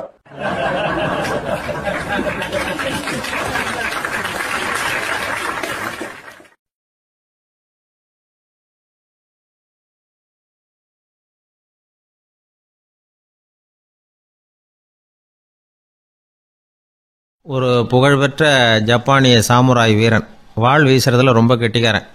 ஒரு கடுமையான போரில் கலந்து கொண்டுட்டு களைச்சி போய் திரும்பி வந்தான். படுக்கையில் விழுந்தான். பக்கத்தில் என்னமோ சத்தம் கேட்டுது. திரும்பி பார்த்தான். ஒரு எலி அவனை முறைச்சி பார்த்துக்கிட்டு இருந்தது. உடனே வாழை உருவனா வீசினான். அது தப்பிச்சிட்டு ஓடி போச்சு. எவ்வளோ முயற்சி பண்ணி பார்த்தா முடியல. கடைசியில் அந்த வாள் முறிஞ்சு போனது தான் மிச்சம். ஒரு பக்கம் அவனுக்கு இது அவமானமாக போயிட்டுது, இன்னொரு பக்கம் பயமாக போயிட்டுது. எவ்வளவோ போர்களில் எதிரிகளை பந்தாடினவன் அவன் ஒரு எலிகிட்ட தோற்று போய்டுறதா அவனால் சகிச்சிக்க முடியல. மனைவி கிட்ட சொன்னான் இப்படி நடந்துட்டுதுன்னு. அவன் சிரிச்சா. உங்களுக்கு புத்தியே இல்லை, எலியை போய் யாராவது வாளால் வெட்டுவாங்களா அப்படின்னு அந்த அம்மா சொன்னதும், நீ என்ன சொல்கிறேன்னா, ஒரு பூனையை கொண்டுட்டு வந்துட்டா போதும், அதுக்கப்புறம் ஏன் எலி வரப்போகுது அப்படின்னு அந்த அம்மா. உடனே ஒரு பூனை வந்து சேர்ந்தது. அது சாதாரண பூனை இல்லை, வீர சாகசங்கள்லாம் செஞ்சு பழக்கப்பட்ட பூனை. பெரிய இடத்துல வளர்ந்தது. அதை கொண்டுட்டு வந்துட்டாங்க. அந்த பூனை குறி பார்த்து எலி மேலே பாஞ்சுது. ஆனால் அந்த எலியை சுலபமாக தப்பிச்சு போட்டுது. அடுத்தபடியாகவும் பாயறதுக்கு முயற்சி பண்ணிச்சு அந்த பூனை. ஆனால் அந்த எலியோ ரொம்ப தந்திரமாக திடீர்னு அந்த பூனையின் முகத்துக்கு நேராக பாஞ்சுது. அவ்வளவுதான். அந்த பூனை பயந்து போய் ஒரே தாவி ஜன்னல் வழியாக வெளியில் ஓடி போச்சு. அந்த வீரனுக்கு இது ஒரு பெரிய அதிர்ச்சியாக இருந்தது. அடுத்தபடியாக யோசனை பண்ணான். ராஜா வளர்த்துக்கிட்டு இருந்த அரண்மனை பூனையை ஒரு நாள் இரவலா கேட்டு வாங்கிட்டு வந்தான். ஊர் உலகம்லாம் பேர் வாங்கின பூனை இது. அந்த பூனையாலும் அந்த எலியை ஒன்றும் செய்ய முடியல. வீரனுக்கு ரொம்ப அதிர்ச்சி. அந்த அரண்மனை பூனைகிட்டையே போய் புலம்புனான். அரண்மனை பூனையே, நீயே தோற்று போயிட்டியே, இனிமேல் நான் என்ன செய்ய முடியும்னா. அந்த பூனை சிந்திச்சுது. அப்புறம் சொல்லிச்சு, இந்த காரியத்துக்கு இந்த மேல்மட்ட விவகாரம்லாம் சரிப்பட்டு வராது. சாதாரண வீட்டு பூனை கிடச்சிதுன்னா அதை கொண்டுகிட்டு வந்து விட்டுப்பார் அப்படின்னுது. சாதாரண பூனையால் என்ன செஞ்சிட முடியும்னா இவன் நம்பிக்கை இல்லாமல். இப்போ அந்த அரண்மனை பூனை சொல்லிச்சு, பெரிய வீட்டு பூனையெல்லாம் நல்லா சாப்பிட்டு தூங்கி பழக்கப்பட்டிருக்கோம். அதுக்கெல்லாம் ராஜதந்திரம் தெரியும், ஆனால் எலி பிடிக்க தெரியாது. அதுக்கான வளர்ப்பும் இல்லை, பயிற்சியும் இல்லை. ஏன்னா அதுக்கெல்லாம் பசி கிடையாது. சாதாரண வீட்டு பூனை அப்படி இல்லை, பசிக்கு ஆகாரம் தேடி அலையும். எலிகளை பிடிச்சி சாப்பிட்டுட்டு தான் உயிர் வாழும். அதனால் அதுகளுக்கு எலியை பிடிக்கிற எல்லா உத்திகளும் தெரியும், எங்களுக்கு தெரியாது அப்படின்னுது. அது சரியே, அதுவும் பூனை தான், நீயும் பூனை தான். அதால் முடிகிற காரியம் ஏன் உன்னால் முடியல அப்படின்னு கேட்டான் இவன். இதுக்கு அந்த பூனை சொல்லிச்சு, இதே கேள்வியை நானும் கேட்டேன், உன்னுடைய தந்திர முறை என்னன்னு கேட்டேன். அதுக்கு பதில் சொல்லாமல் படுத்து தூங்கி போச்சு. அதை மறுபடியும் எழுப்பி கேட்டேன், அதுக்கு கோவம் வந்துட்டுது. இதில் என்ன தந்திர முறை வேண்டியிருக்கு? நான் ஒரு பூனை, அவ்வளவுதான். பூனைன்னா பூனை, பூனை எலியை பிடிக்கும், நான் எலியை பிடிக்கிறேன், அவ்வளவுதான்னுது அப்படின்னு சொல்லி விவரமாக சொல்லிச்சு அந்த அரண்மனை பூனை. உடனே ஒரு சாதாரண பூனையை கொண்டுட்டு வந்துட்டாங்க. கொண்டாந்து விட்டால் அது பார்க்குறதுக்கு ரொம்ப சாதாரணமாக தெரிஞ்சுது. இந்த வீரனுக்கு நம்பிக்கை வரல. இருந்தாலும் அதை கொண்டுட்டு வந்து வீட்டுக்குள்ளே விட்டான். ஒரே நிமிஷம் அந்த எலியை கவிட்டு வெளியில் ஓடிப்போச்சு. மேலிடத்து பூனைகள்லாம் இதை வேடிக்கை பார்த்துக்கிட்டு வெளியில் நின்றுக்கிட்டு இருக்குது. எல்லாரும் மெதுவாக அந்த பூனையை நெருங்கி, உங்ககிட்ட அப்படி என்ன தனிப்பட்ட திறமை, அதோட ரகசியம் என்னன்னு கேட்டாங்க. அந்த சாதாரண பூனை ரொம்ப சாதாரணமாக சொல்லிச்சான், அதெல்லாம் எனக்கு தெரியாது, நான் பூனை, அவ்வளவுதான், நீங்களும் பூனையா இருங்கோ அப்படின்னு சொல்லிவிட்டு அந்த பூனை தன்னுடைய வாயில் கவிய எலியோடு அங்கேருந்து நடந்து போச்சு. இந்த கதையிலேருந்து நாம் புரிஞ்சிக்க வேண்டிய தத்துவம் என்னென்னா, நீயாக இரு. இதுதான் அந்த தத்துவம். நம்ம ஒவ்வொருத்தருக்கு உள்ளேயும் ஒரு தனித்தன்மை இருக்குது. இதை அவங்கவுங்க புரிஞ்சுக்கிட்டு உண்மை இயல்பு புரிஞ்சுக்கணும். நம்முடைய இயல்பு என்னங்கிறது நமக்கு தெரியணும். அதை கண்டுபிடிக்கிறது தான் உண்மையான கலை. ஒரு பெரிய மனுஷன் வாயை அகலமாக திறந்து வச்சுட்டு தூங்கிட்டு இருந்தான். உடனே ஒரு எலி உள்ளே பூந்துட்டு தான். வீட்டு வேலையாள் டாக்டருக்கு ஃபோன் பண்ணான், எங்கள் முதலாளி வாய்க்குள்ளே ஒரு எலி பூந்துட்டுது டாக்டர் அப்படின்னா. நான் உடனே புறப்பட்டு வரேன், அதுக்கு முன்னாடி நீ ஒரு ரொட்டி துண்டை எடுத்து ஒரு வாய்க்கு முன்னாடி காட்டு, உள்ளே போன எலி வெளியில் வந்துடும்னார் டாக்டர். சரின்னு சொல்லிவிட்டான். கொஞ்ச நேரத்தில் டாக்டர் அங்கே போய் சேர்ந்தார். அப்போ வேலைக்காரன் ஒரு பெரிய மீனை அவர் வாய்க்கு நேராக இப்படியும் இப்படியும் ஆட்டிக்கிட்டு இருந்தான். நான் ரொட்டி துண்டை தானே காட்ட சொன்னேன்னார் டாக்டர். அவன் சொன்னான், எலியை வெளியில் கொண்டுட்டு வர்றதுக்கு ரொட்டி துண்டை காட்ட சொன்னீங்க டாக்டர், அதுக்கப்புறம் அந்த எலியை துரத்திக்கிட்டு ஒரு பூனை உள்ளே போயிருக்கு, அதுக்காகத்தான் இந்த மீனை காட்டிகிட்டு இருக்கேன் நானா. இது எதுக்குன்னா, இப்படி வேடிக்கையாக சொல்கிறது, பூனை பூனையாக இருக்க வேண்டும், எலி எலியாக இருக்க வேண்டும், மனுஷன் மனுஷனாக இருக்க வேண்டும் அப்படிங்கிறத புரிஞ்சுக்கிறது. நாம இருக்கிற வரை வெற்றி நிச்சயம்.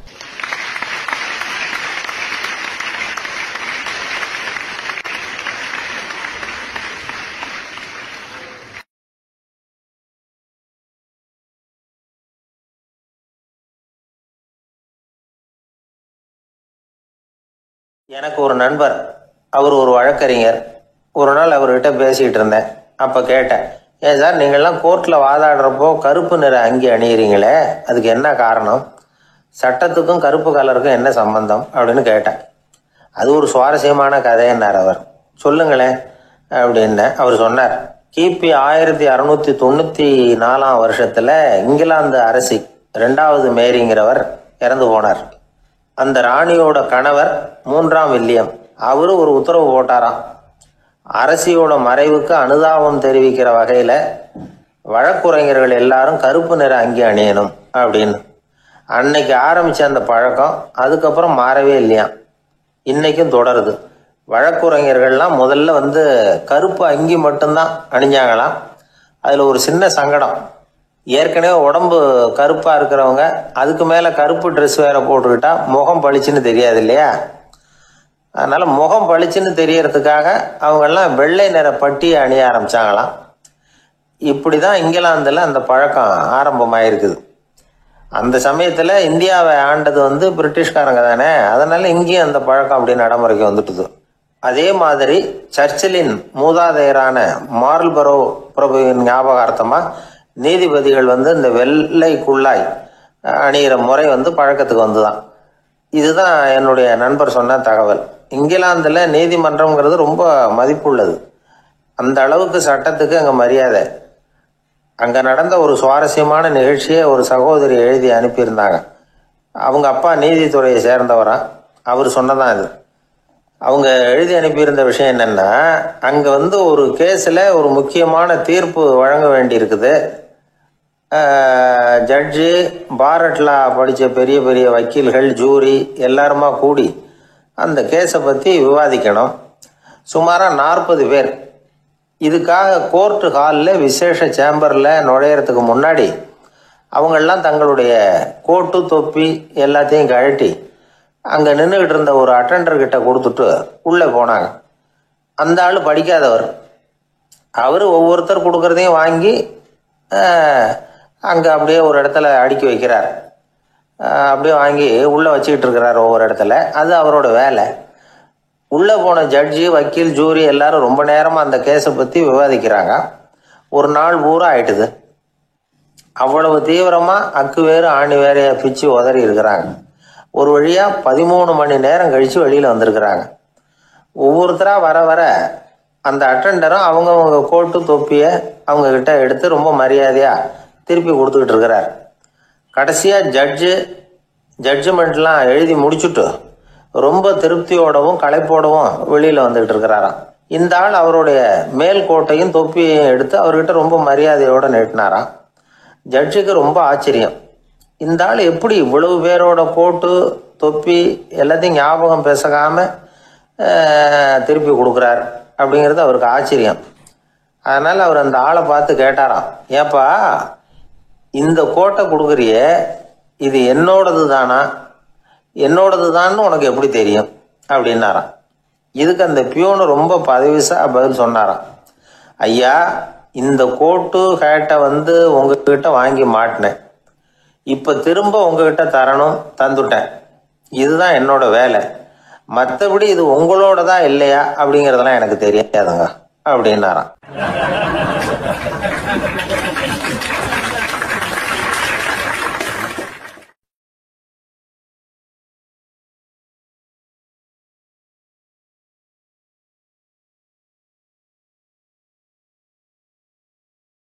உழைப்பும் நேர்மையும் உயர்வதற்கு வழிகள்.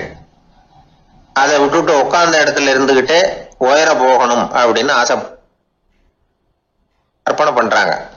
அந்த கற்பனையிலேயே பாதி வாழ்க்கை ஓடி போடுது. உழைப்புங்கிற வழியையும் நேர்மைங்கிற வழியையும் ஒதுக்கி விட்டு குறுக்கு வழியில ஓட நினைக்கிறவங்க குப்புற விழுந்துடுறாங்க. எந்த தொழிலை நாம செய்தாலும் சரி, அந்த தொழிலுக்குரிய பெருமையை நாம புரிஞ்சுக்கிட்டு அதுல ஈடுபடணும். அப்படி இல்லாம என்ன சார் பொழப்புது, இந்த தொழிலை மனுஷன் செய்வானா அப்படி புலம்பிக்கிட்டே இந்த தொழிலையே செஞ்சுக்கிட்டு இருக்கிறவங்க நம்மள பல பேர் உண்டு. செய்யும் தொழிலே தெய்வம் அப்படின்னு சொல்றாங்கல்ல, அப்படி சொல்றது எதுக்காக? அந்த அளவுக்கு அதுல ஒரு ஈடுபாடு வேணுங்கிறதுக்காகத்தான். ஒரு பெரிய மலைப்பகுதி, அந்த மலை அடிவாரத்துல ஒரு சிற்பி உட்காந்து ஒரு சிலையை வடிச்சுக்கிட்டு இருக்கிறான். கையில ஒரு சின்ன உளிய வச்சுக்கிட்டு ஒரு பெரிய கருங்கல் பாறையை கொஞ்சம் கொஞ்சமா உடைச்சுக்கிட்டு இருக்கான். ஒரு சிற்பத்தை வடிக்கிறதுங்கிறது அவ்வளவு உன்னதமான ஒரு தொழிலா? எல்லாராலையும் முடியுமா அது? அப்படி இருந்தும் அந்த சிற்பிக்கு மன நிறைவில்லை. அவன் நினைக்கிறான், இந்த கடுமையான வெயில்ல உட்கார்ந்து வேலை செய்யறது எவ்வளவு கஷ்டம். நாம ஒரு சிற்பியா இருக்கிறதுனால தானே சூரியன் கடுமையான வெப்ப கதிர்களை நம்ம மேல வீசுறான். நாமளே அந்த சூரியனா இருந்துட்டா இந்த கஷ்டம் இருக்காதே. நம்மளை கஷ்டப்படுத்துறவன் நம்மளை விட வலிமை உள்ளவன், அதனால நாம அவனா மாறி விடுறதுதான் நல்லது அப்படின்னு அந்த சிற்பி யோசனை பண்ணான். அவன் எண்ணம் உடனே நிறைவேறிட்டுது. இயற்கைங்கிற மாபெரும் சக்தி அவனை ஒரு சூரியனா மாத்தி விட்டது. சிற்பி இப்போ ஒரு சூரியனா மாறினான். இனிமே இந்த உலகத்துல நம்மளை விட வலிமை உள்ளவன் வேற யாரும் கிடையாது அப்படின்னு நினைக்க ஆரம்பிச்சுட்டான். அவனுக்கு மகிழ்ச்சியா இருந்தது. அந்த மகிழ்ச்சி அதிக நேரம் நீடிக்கல. ஏன்னா கொஞ்ச நேரத்துல ஆகாயத்துல கரிய மழை மேகங்கள் அப்படியே சூழ்ந்து வந்தது. சூழ்ந்து வந்த மேகங்கள் சூரியனை மறைக்க ஆரம்பிச்சது. இப்போ சூரியனா இருந்த அந்த சிற்பி நினைச்சு பாக்குறான், என்ன இது, என்னையே இந்த மேகம் மூடி மறைக்குதுன்னா அது என்னை விட பெரிய ஆளாதான் இருக்கணும். அதனால இனிமே நாம சூரியனா இருக்கக்கூடாது, நாம மேகமா தான் இருக்கணும், அதுதான் கௌரவம் அப்படின்னு நினைக்க ஆரம்பிச்சிட்டான். இப்பவும் பாருங்க, இயற்கை அவனுடைய ஆசையை நிறைவேற்றி வச்சது.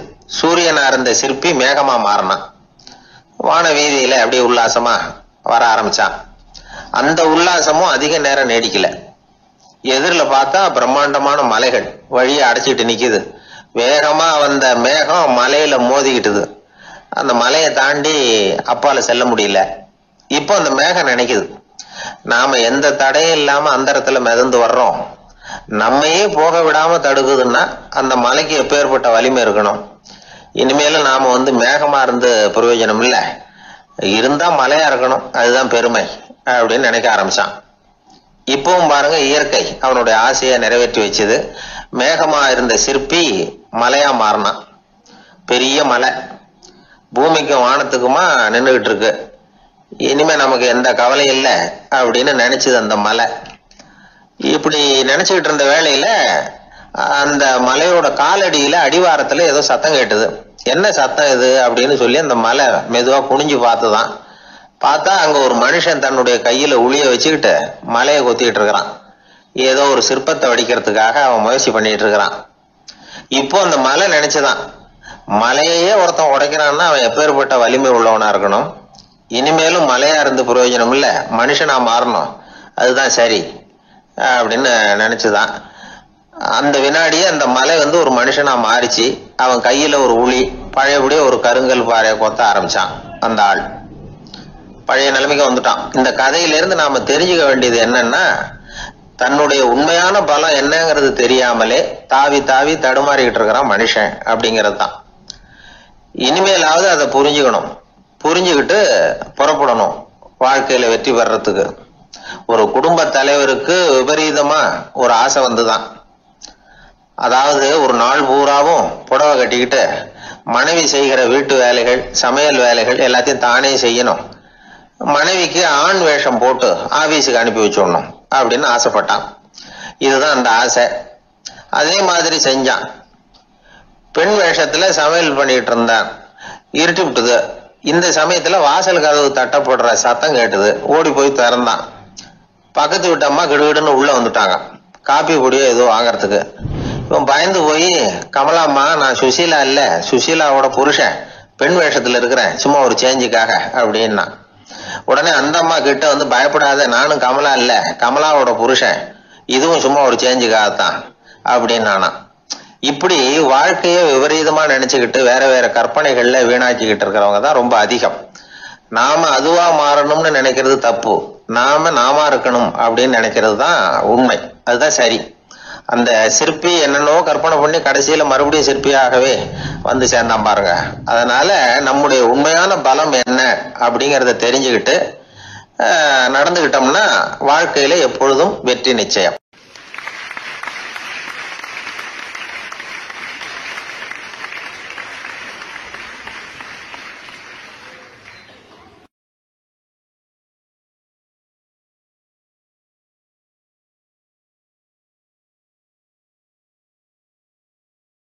ஒரு நண்பர்கிட்ட பேசிக்கிட்டு இருந்தேன். அவருடைய உறவினர் ஒருத்தர் ஒரு நேர்முக தேர்வுக்கு போயிருந்தாராம், இன்டர்வியூக்கு. ரொம்பவும் பொறுப்பாகவும் கவனமாகவும் செயல்பட வேண்டிய பதவிக்கான நேர்காணல் அது. இவர் எழுத்து தேர்வுல ஏராளமான மதிப்பெண்கள் வாங்கிவிட்டார். அதனால அதை பத்தி கவலை இல்லை. இப்ப நேர்முக தேர்வுல தேர்வு பெறணும். ஏராளமான சான்றிதழ்கள் வச்சிருந்தார். நேர்காணல்ல கேட்கப்பட்ட எல்லா கேள்விகளுக்கும் சரியான பதில தான் சொன்னார். இருந்தாலும் பாருங்க, அந்த நேர்முக தேர்வுல அவர் தேர்ந்தெடுக்கப்படல. என்ன காரணம் அப்படின்னு பின்னாடி விசாரிச்ச போதுதான் விவரம் தெரிஞ்சுதான். அது என்ன ஆயிருக்குதுன்னா, அந்த நேர்காணலின் போது இவர் நடந்துகிட்ட முறையில சில தவறுகள் நடந்து போச்சான். முக்கியமா 2 தவறுகள். ஒண்ணு, அவங்க ஒரு கேள்வியை கேட்டு முடிக்கிறதுக்குள்ளேயே இவர் பதில் சொல்ல ஆரம்பிச்சுட்டாராம். 2வது என்னன்னா, இவர் நாற்காலியில தாராளமா இயல்பா சாஞ்சி உட்காராம நாற்காலி முனையில உட்கார்ந்து இருந்தாராம். இந்த 2 விதமான செயல்பாடுகளும் இவர் அவசரப்படுறவர், பதற்றப்படுறவர் அப்படிங்கிறதுக்கான அடையாளங்கள். அதாவது கேள்வியை கேட்டு முடிக்கிறதுக்குள்ளேயே முந்திக்கிட்டு பதில் சொல்றது. 2வது, நாற்காலியில இயல்பா தாராளமா உட்காராம நாற்காலி முனையில உட்கார்றது. பார்க்க போற வேலைக்கு அவசரம், பதற்றம் இது 2 இருக்கப்படாதான். அதனால மார்க் இருந்தும் சர்டிபிகேட் இருந்தும் அந்த வேலை வாய்ப்பு அவருக்கு கிடைக்கல. வேலை கொடுக்கறவங்க நம்ம கிட்ட இருந்து என்னதான் எதிர்பார்க்கறாங்க, இதை தெரிஞ்சு வச்சுக்கிறது நல்லது. முதல்ல மற்றவர்களுடன் தொடர்பு கொள்ளும் திறமை, அதாவது எபிலிட்டி டு கம்யூனிகேட். நீங்க நினைக்கிறத அழகா தொகுத்து வகைப்படுத்தி சொல்ல தெரியுதான்னு பார்ப்பாங்க. உங்க திட்டங்களை அடுத்தவங்க ஏற்றுக்கொள்ளக்கூடிய விதத்துல வெளிப்படுத்துறதுக்கு உங்களால முடியுதான்னு பார்ப்பாங்க. இதுக்கு என்ன செய்யறது? குழப்பம் இல்லாம சிந்திக்கணும், குழப்பம் இல்லாம பேசணும். ரெண்டாவது விஷயம் என்னன்னா புத்திசாலித்தனம், அதாவது இன்டெலிஜென்ஸ். ஏத்துக்க போற வேலையை நல்ல விதமா செய்ய முடியுமா உங்களால, அதை எந்தெந்த வழியில செய்யலாம் அப்படிங்கிறத உங்களால தீர்மானிக்க முடியுமா, அந்த வேலைக்கான புது புது யோசனைகளை உங்களால சொல்ல முடியுமா அப்படின்னு பார்ப்பாங்க. இது இன்டெலிஜென்ஸ். மூணாவது தன்னம்பிக்கை, அதாவது செல்ஃப் கான்பிடன்ஸ். உங்களுக்கு அது உண்டா அப்படிங்கிறத கவனிப்பாங்க. எந்த சூழ்நிலையையும் சமாளிக்கணும், எப்படிப்பட்ட மனிதர்களையும் சமாளிக்கிற தைரியம் வேணும், அடுத்தவங்களை நமக்கு சாதகமா திருப்பக்கூடிய தன்னம்பிக்கை வேணும். நாலாவது பொறுப்புகளை முன்வந்து ஏற்றுக்கொள்ளுதல், வில்லிங்னஸ் டு அக்செப்ட் ரெஸ்பான்சிபிலிட்டி. பொறுப்புகள்ல இருந்து நழுவி போக ஆசைப்படாம செஞ்சு முடிக்கணும். அஞ்சாவது முன் வருதல், இனிஷியேட்டிவ். வேலையோட முக்கியத்துவம் உணர்ந்து அதை ஏத்துக்கிட்டு தகுந்த நடவடிக்கைகளை தயங்காம எடுக்கிறதுக்கு முன் வரணும். ஆறாவது என்னன்னு கேட்டீங்கன்னா தலைமைத்துவம், லீடர்ஷிப். 4 பேருக்கு தலைமை தாங்கி நல்ல விதத்துல நடந்துக்க தெரியுதா. ஏழாவது கற்பனை திறன், இமேஜினேஷன். சில பிரச்சனைகள் வரக்கூடும் அப்படின்னு முன்கூட்டியே யூகிச்சு அதுக்கு தகுந்த மாதிரி நடவடிக்கை எடுக்கிற திறமை உண்டா அப்படிங்கிறத பார்ப்பாங்க. எட்டாவது என்னன்னா வளைந்து கொடுத்தல், பிளெக்சிபிலிட்டி. சூழ்நிலைக்கு தகுந்த மாதிரி, மாற்றங்களுக்கு தகுந்த மாதிரி அனுசரிச்சு நடந்துக்கிறதுக்கு தெரியுதா உங்களுக்கு அப்படிங்கிறத கவனிப்பாங்க. அடுத்தது திறமைகளை வெளிக்கொணரும் திறமை, இன்டர்பர்சனல் ஸ்கில்ஸ். அடுத்தவங்க கிட்ட இருக்கிற திறமையை கண்டுபிடிச்சு அதை நல்ல விதத்துல ஊக்கப்படுத்தி பயன்படுத்த தெரியுதா அப்படின்னு பார்ப்பாங்க. ஆறாவது சுய அறிவு, செல்ஃப் நாலேஜ். அடுத்தவங்க நம்மளை பத்தி என்ன நினைக்கிறாங்க அப்படிங்கறத நம்மளால புரிஞ்சுக்க முடியுதாங்கிறது முக்கியம். அடுத்தது போட்டி மனப்பான்மை, காம்படிட்டிவ்னஸ். அடுத்தவங்களை ஒப்பிட்டு பார்த்து அதை விட ஒரு படி மேல வரணுங்கிற குணம் வேணும். இதுக்கு அடுத்தது என்னன்னா குறிக்கோளை வெல்லுதல், கோல் அச்சீவ்மெண்ட். குறிக்கோளை சவாலா எடுத்துக்கிட்டு அதை அடையணும். அப்புறம் வேறுபட்ட திறமைகள், ஒகேஷனல் ஸ்கில்ஸ். பதவிக்கு வேண்டிய திறமைகள் தவிர மற்ற திறமைகள் எதுவும் உண்டாங்கிறது முக்கியம். நமக்கு வேலை கொடுக்கணும்னு நினைக்கிறவங்க நம்ம கிட்ட இருந்து இவ்வளவும் எதிர்பார்ப்பாங்க. அதுக்கு தகுந்த மாதிரி நம்மளை நாமே தயார்படுத்திக்கணும். எனக்கு வேண்டப்பட்ட ஒருத்தர் ஒரு இன்டர்வியூக்கு போயிட்டு வந்தார், நேர்காணலுக்கு. எப்படி இருந்தது இன்டர்வியூன்னு விசாரிச்சேன். நான் போனேன், அவர் கேட்ட எல்லா கேள்விக்கும் அவர் எதிர்பார்த்தது மாதிரியே எல்லா பதிலையும் சொன்னேன்.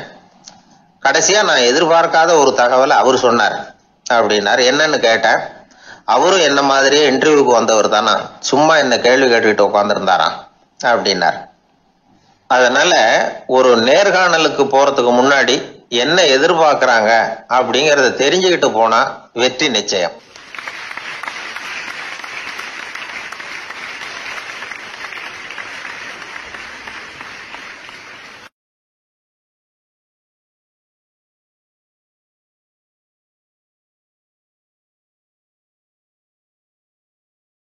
அன்பா இருக்கணும்னு அநேக பெரியவங்க சொல்லியிருக்கிறாங்க.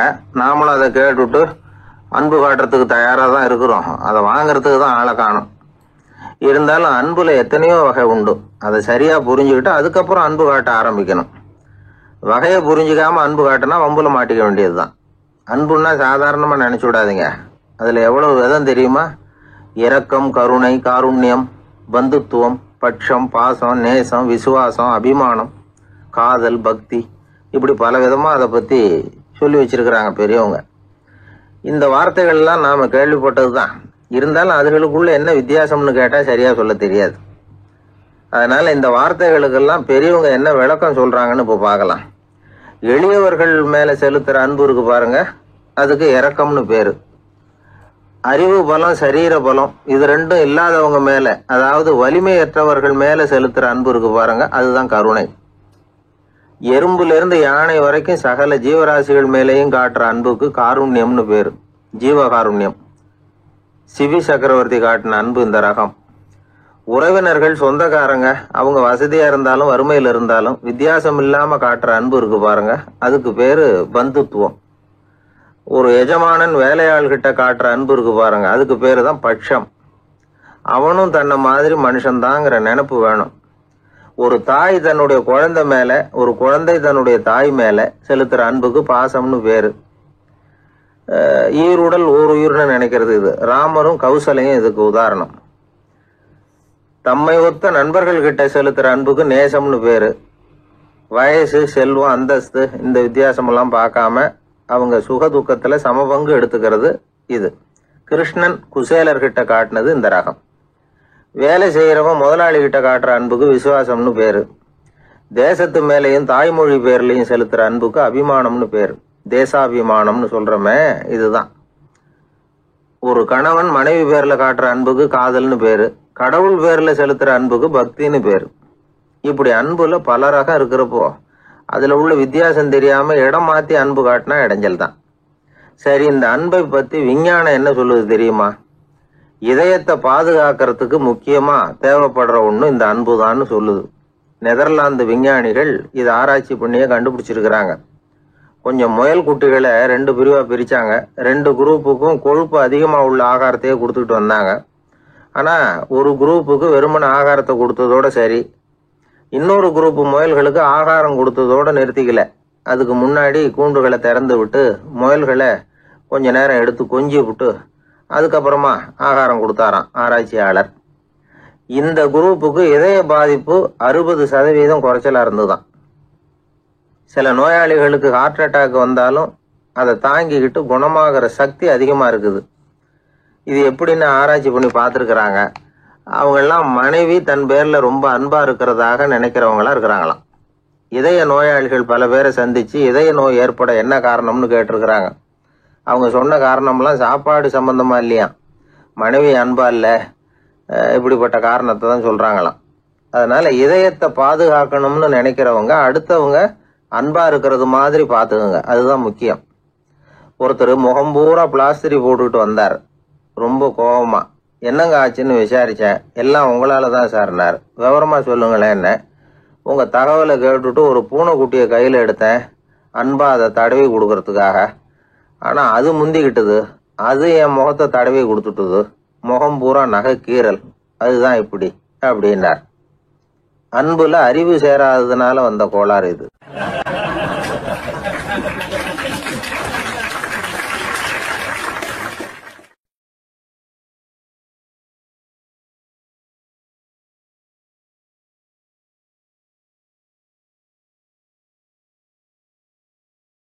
ஊர்ல ஒரு ஞானி இருந்தார்.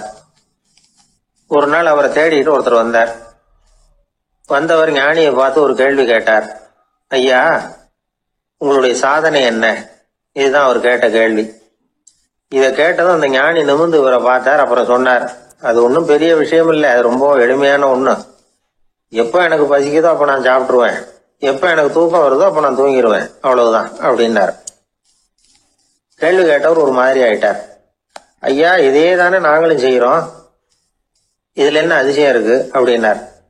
இப்ப அந்த ஞானி சொன்னாராம், இங்கதான் நீங்க தப்பு பண்றீங்க அப்படின்னாராம். அப்படியான்னாரு இவரு. ஆமா அப்படின்னாராம்.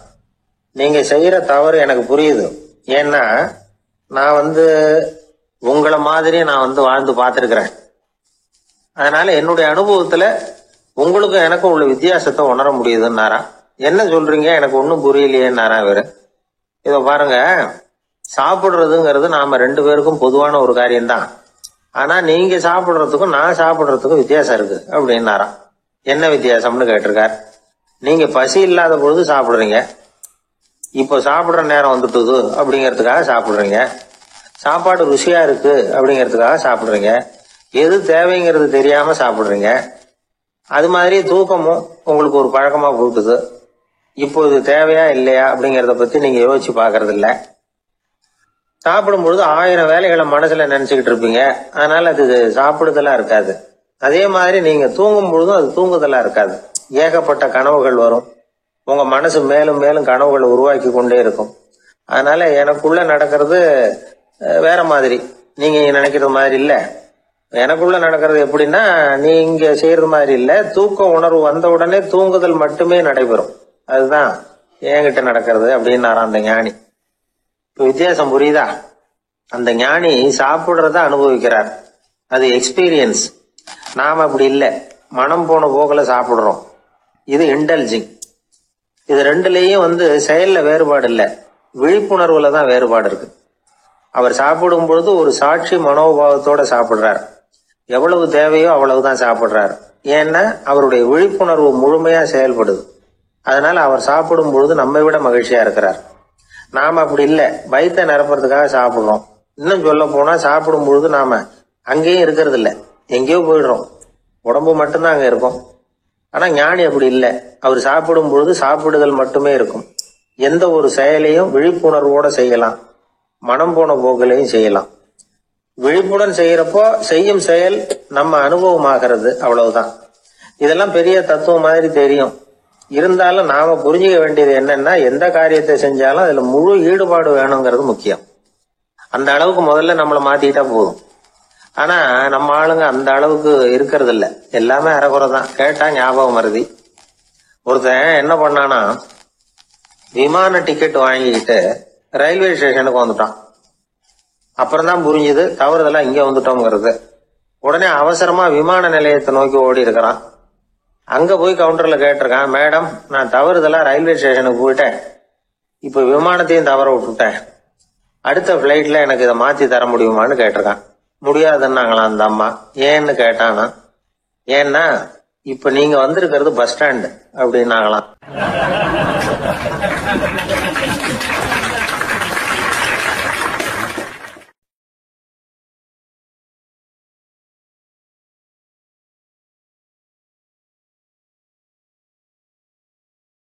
ஒரு கோவில்ல ஆன்மீக சொற்பொழிவு நடந்துகிட்டு இருக்குது. ஒரு பெரியவர் பேசிக்கிட்டு இருக்கார். கடவுளை பத்தியும் சொர்க்கத்தை பத்தியும் மனுஷனை பத்தியும் அவர் விவரமா பேசுறார். எல்லாரும் உட்காந்து கேட்கறாங்க. அந்த கூட்டத்துல ஒரு தத்துவ ஞானியும் உட்கார்ந்துருக்கிறார். அவருடைய நண்பர். பேசி முடிச்சதும் அந்த பெரியவர் மேடையை விட்டு இறங்கினார். நேரா அந்த தத்துவ ஞானி கிட்ட வந்தார். எப்படி இருந்தது என்னுடைய பேச்சு அப்படின்னு கேட்டார். நீங்க பேசினது ஒண்ணுக்கு ஒண்ணு முரண்பாடா தெரிஞ்சது அப்படின்னாராம் இவரு. நான் என்ன அப்படி தப்பா பேசிவிட்டேன் அப்படின்னாராம் அவரு. கடவுளை நம்புகிறவன் சொர்க்கத்துக்கு போவான்னு சொன்னீங்க, அப்புறம் நல்ல விதமா வாழறவன் சொர்க்கத்துக்கு போவான்னு சொன்னீங்க அப்படின்னாராம். இதுல என்ன முரண்பாடுன்னு கேட்டிருக்காரு அவர். இதுலதான் முரண்பாடு தெரியுது எனக்கு. அதாவது இங்க ஒருத்தன் எல்லா தப்பும் பண்ணிட்டு இருக்கிறான், அவன் கடவுளை நம்பினான்னா அவன் சொர்க்கத்துக்கு போவானா? இது என்னுடைய முதல் கேள்வி. இல்லைன்னா ஒருத்தன் எந்த தப்பும் பண்ணல, ரொம்ப ஒழுங்கா வாழ்ந்துகிட்டு இருக்கிறான், ஆனா அவன் கடவுளை நம்பல, அவன் என்ன நரகத்துக்கு தான் போவானா? கடவுள் நம்பிக்கை உள்ள ஒரு திருடன் என்ன ஆவான், எங்க போவான்? கடவுள் நம்பிக்கையே இல்லாத ஒரு நல்லவன் என்ன ஆவான், எங்க போவான்? ஒருத்தன் இங்க கடவுள் நம்பிக்கையோட வாழறது முக்கியமா அல்லது நல்லவனா வாழறது முக்கியமா? இதுதான் இவர் கேட்ட கேள்வி. இதை கேட்டதும் அந்த பெரியவர் குழம்பி போயிட்டார். அவர் சொன்னது நியாயம் தானே. கடவுளை நம்புறவன் தான் சொர்க்கத்துக்கு போவான்னா பேசாம கடவுளை நம்பிக்கிட்டு இந்த உலகத்துல எல்லா தப்பும் பண்ணிக்கிட்டு இருக்கலாமே. பேச்சாளர் குழப்பத்தோட வீட்டுக்கு போனார். படுத்து தூங்கினாரு. ஒரு கனவு வந்தது. கனவுல அவர் ஒரு ரயில்ல வேகமா போயிட்டு இருக்கிறார். எதிரில் உட்காந்துருக்கிறவரை பார்த்து நாம இப்ப எங்க போறோம்னு கேட்டார். சொர்க்கத்துக்கு போயிட்டு இருக்கிறோம் அப்படின்னாங்களாம். ரயில் போய் நின்னுது. இவர் இறங்கினார். இங்க கௌதம புத்தர் இருப்பார், சாக்ரட்டிஸ் இருப்பார், அவங்கள பாக்குறதுக்கு ஒரு நல்ல வாய்ப்பு அப்படின்னு நினைச்சுக்கிட்டே அங்கேயும் இங்கேயும் பார்த்தார். அங்க யாருமே இல்லை. ஒரே பாலைவனம் மாதிரி இருக்குது. பச்சை இல்லை, பசுமை இல்லை, பூக்கள் இல்லை, மரம்லாம் மொட்டையா நிக்குது. எலும்பும் தோலுமா சில முனிவர்கள் அங்கேயும் இங்கேயுமா உட்காந்துருக்குறாங்க. இவர் அவங்க கிட்ட போய் இந்த புத்தர், சாக்ரட்டிஸ் இவங்கெல்லாம் எங்க இருக்கிறாங்கன்னு கேட்டாராம். அப்படி யாரும் இங்க இல்லையே, அவங்கெல்லாம் யாரு அப்படின்னு திருப்பி கேட்டிருக்கிறாங்க. இவருக்கு அதிர்ச்சியா போச்சு. அப்படின்னா அவங்க எங்க போயிருப்பாங்க? உடனே ரயில் நிலையத்துக்கு ஓடி வந்தார். அப்பதான் நரகத்துக்கு ஒரு ரயில் புறப்பட்டுக்கிட்டு இருந்தது அங்க இருந்து. அதுல ஏறி உட்கார்ந்தார். ரயில் வேகமா போச்சு. நரகம் நெருங்க நெருங்க காற்று குளிர்ச்சியா வீச ஆரம்பிச்சுதான். வெளியில பசுமையா இருந்துதான். அழகான மலர்கள், அழகான நீர்நிலைகள், நந்தவனங்கள், ரொம்ப அருமையா இருக்குது. ரொம்ப அங்க இருந்தவங்க எல்லாம் ரொம்ப மகிழ்ச்சியா உல்லாசமா வேற இருந்திருக்கிறாங்க. எங்க பார்த்தாலும் ஆடல் பாடல் உற்சாகம். இவர் ரயிலை விட்டு இறங்கினார். அவருக்கு சந்தேகம், இதுவா நரகம் அப்படின்னு விசாரிச்சிருக்காரு. ஆமா இதுதான் நரகம்னாங்களாம். எனக்கு ஒரு சந்தேகம் இருக்காரு. என்னன்னு கேட்டிருக்காங்க. கௌதம புத்தரும் சாக்ரட்டிஸும் லாவோஸும் இவங்க மாதிரி இன்னும் பல பேரும் கடவுள் நம்பிக்கை இல்லாதவங்க அவங்கெல்லாம் இங்கே இருக்கிறாங்களா அப்படிங்கிறது தான் என்னுடைய சந்தேகம் அப்படின்னாராம். இப்போ அவங்க சொல்லியிருக்கிறாங்க, இப்போ நீங்கள் பார்க்குறீங்களே பசுமையும் பச்சை பயிர்களும் ஆடல் பாடல்களும் அழகிய மலர்களும், இது எல்லாமே கௌதம புத்தரும் சாக்ரட்டிஸும் அது மாதிரி மகான்களும் இங்கே வர ஆரம்பித்த பிறகுதான் உண்டாக ஆரம்பிச்சது. இந்த பிரதேசத்தை அவங்க அப்படியே மாற்றிவிட்டாங்க. இப்போலாம் இங்கே இருக்கிறவங்க யாரும் சொர்க்கத்துக்கு போகிறதுக்கே ஆசைப்படுறதில்ல அப்படின்னாங்களாம். இந்த அதிர்ச்சியிலேயே அந்த பெரியவர் கனவு கலைஞ்சி முழிச்சுக்கிட்டார். இதில் இருக்கிற கருத்து என்னன்னா, நல்லவர்கள் எங்கே இருக்கிறாங்களோ அந்த இடத்துக்கு பேர் தான் சொர்க்கம். சொர்க்கம் நரகம்ங்கிறதெல்லாம் ஆன்மீக பண்புகள், அவ்வளவுதான். ஒரு ஊரில் 2 இணைபிரியாத நண்பர்கள். ஒருத்தன் கேட்டான், இப்போ கடவுள் நம்ம முன்னாடி உங்கள் 2 பேரில் யாராவது ஒருத்தர் மட்டும் என்னோட சொர்க்கத்துக்கு வரலாம் அப்படின்னு கூப்பிட்டா நீ என்ன சொல்லுவேன்னு கேட்டானா. இவன் ரொம்ப பெருந்தன்மையாக உன்னையே அழைச்சிட்டு போக சொல்லிடுவேன் அப்படின்ட்டுருக்கான். அப்படின்னா உனக்கு சொர்க்கம் வேணாமான்னு கேட்டிருக்கான் அவன். நீ என்னை விட்டுட்டு போனாவே அப்புறம் இந்த பூலோகமே எனக்கு சொர்க்கம் தாண்டா அப்படின்னு நானா இவன்.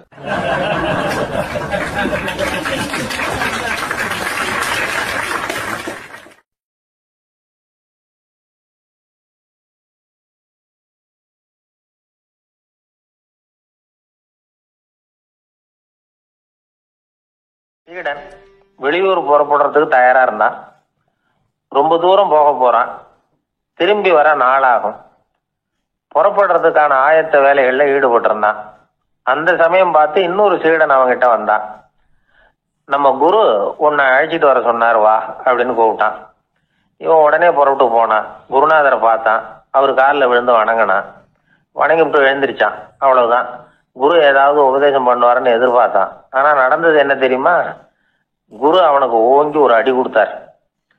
எதிர்பாராம இந்த அடியை வாங்கினதும் அந்த சீடன் அதிர்ந்து போயிட்டான். பக்கத்துல இருந்த மற்ற சீடர்களும் திகைச்சு போய் நின்னுட்டாங்க. அடி வாங்கின சீடனுக்கு மனசுக்குள்ள குழப்பம். நாம என்ன தப்பு பண்ணணும்? புறப்படுற நேரத்துல இப்படி குரு கிட்ட அடி வாங்குற மாதிரி ஆயிட்டுதே அப்படின்னு நினைச்சு மனசுக்குள்ள ரொம்ப வேதனைப்பட்டான். கொஞ்சம் துணிச்சலை வரவழைச்சுக்கிட்டு குருநாதர்கிட்டயே கேட்டுட்டான், சுவாமி நான் என்ன தப்பு பண்ணினேன்?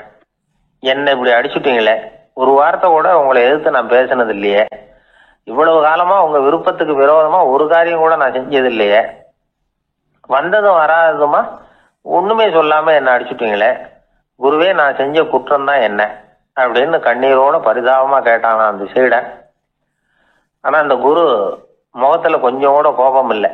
அவர் சிரிச்சுக்கிட்டே நின்றுகிட்டு இருந்தாராம். அதுக்கப்புறம் சொன்னாராம், என்னுடைய அருமை சீடனே, நீ ஒரு தவறும் பண்ணல. நான் உன்னை அடிச்சது நீ ஏதோ தப்பு பண்ணிவிட்டேங்கிறதுக்காக இல்லை. நீண்ட பயணம் போக போற, ஞாபகமா ஏதாவது கொடுத்து அனுப்ப வேணாமா? நீ ஞானம் பெற்ற பிறகுதான் திரும்பி வர போறேங்கிறது எனக்கு தெரியும். அதுக்கு பிறகு உன்னை அடிக்க முடியுமா? அதனால இப்ப கிடைச்சிருக்கிற இந்த வாய்ப்பை பயன்படுத்திக்கிட்டேன். அப்போதைக்கு இப்பவே அடிச்சுட்டேன், அவ்வளவுதான், வேற ஒண்ணும் இல்லை அப்படின்னாராம். குரு சிரிச்சுக்கிட்டே இப்படி சொல்றார். இருந்தாலும் இதுவும் ஒரு உபதேசம் தான். அதிர்ச்சிகளால விழிப்படைய வைக்கிறதும் ஒரு வழிதான். இது ஜென் வழி. பெரும்பாலும் அதிர்ச்சியின் மூலமாகவே ஞான தரிசனத்தை அருள்கிறவர்கள் தான் ஜென் குருமார்கள். நம்ம தியானம் தான் ஜென். இந்தியாவிலிருந்து இது சீனாவுக்கு போய் கொஞ்சம் பேர் மாறி வளம் பெற்று ஜப்பான்ல ஜென் ஆகி வளர்ந்துருக்குது, அவ்வளவுதான். ஜென்கிறது தியானம். எதை நினைச்சும் தியானிக்கிறது இல்லை, எல்லாத்துலயும் தியானம் இருக்கிறதா சொல்லுது ஜென். பேசுறது, இருக்கிறது, நடக்கிறது, சாப்பிடுறது, சிரிக்கிறது, தூங்குறது, தொழில் செய்யறது அல்லது சும்மா இருக்கிறது எல்லாமே தியானம் தான். ஜென்கிறது ஒரு சுய தரிசனம், தன்னைத்தானே அடையாளம் கண்டுகொள்ளுகிறது தான் அது. இல்லாத எதையும் தேடி கண்டுபிடிக்கிறது இல்லை. ஜென் மார்க்கத்தை பத்தி ஓஷோ என்ன சொல்றாரு தெரியுமா? காணாமல் போன தன்னுடைய மூக்கு கண்ணாடி தன்னுடைய மூக்கின் மேல் இருப்பதை கண்டுகொள்வது போன்றது ஜென் அப்படிங்கிறார். நம்மால் இன்னொருத்தர் முகத்தை ரொம்ப நேரமா உத்து பார்த்துக்கிட்டு இருந்தார். என்ன பாக்குறீங்கன்னாரு அவரு. நீங்க போட்டிருக்கீங்களே மூக்கு கண்ணாடி, அதை தான் பாக்குறேன்னாரு இவரு. நீங்க அப்படி பாக்குறதுக்கு விசேஷ காரணம் ஏதாவது உண்டான்னு கேட்டார் இவர். உண்டுன்னார். என்னன்னு கேட்டார். நேற்றுக்கு காணாம போன என்னோட மூக்கு கண்ணாடி அது அப்படின்னாராம் இவர்.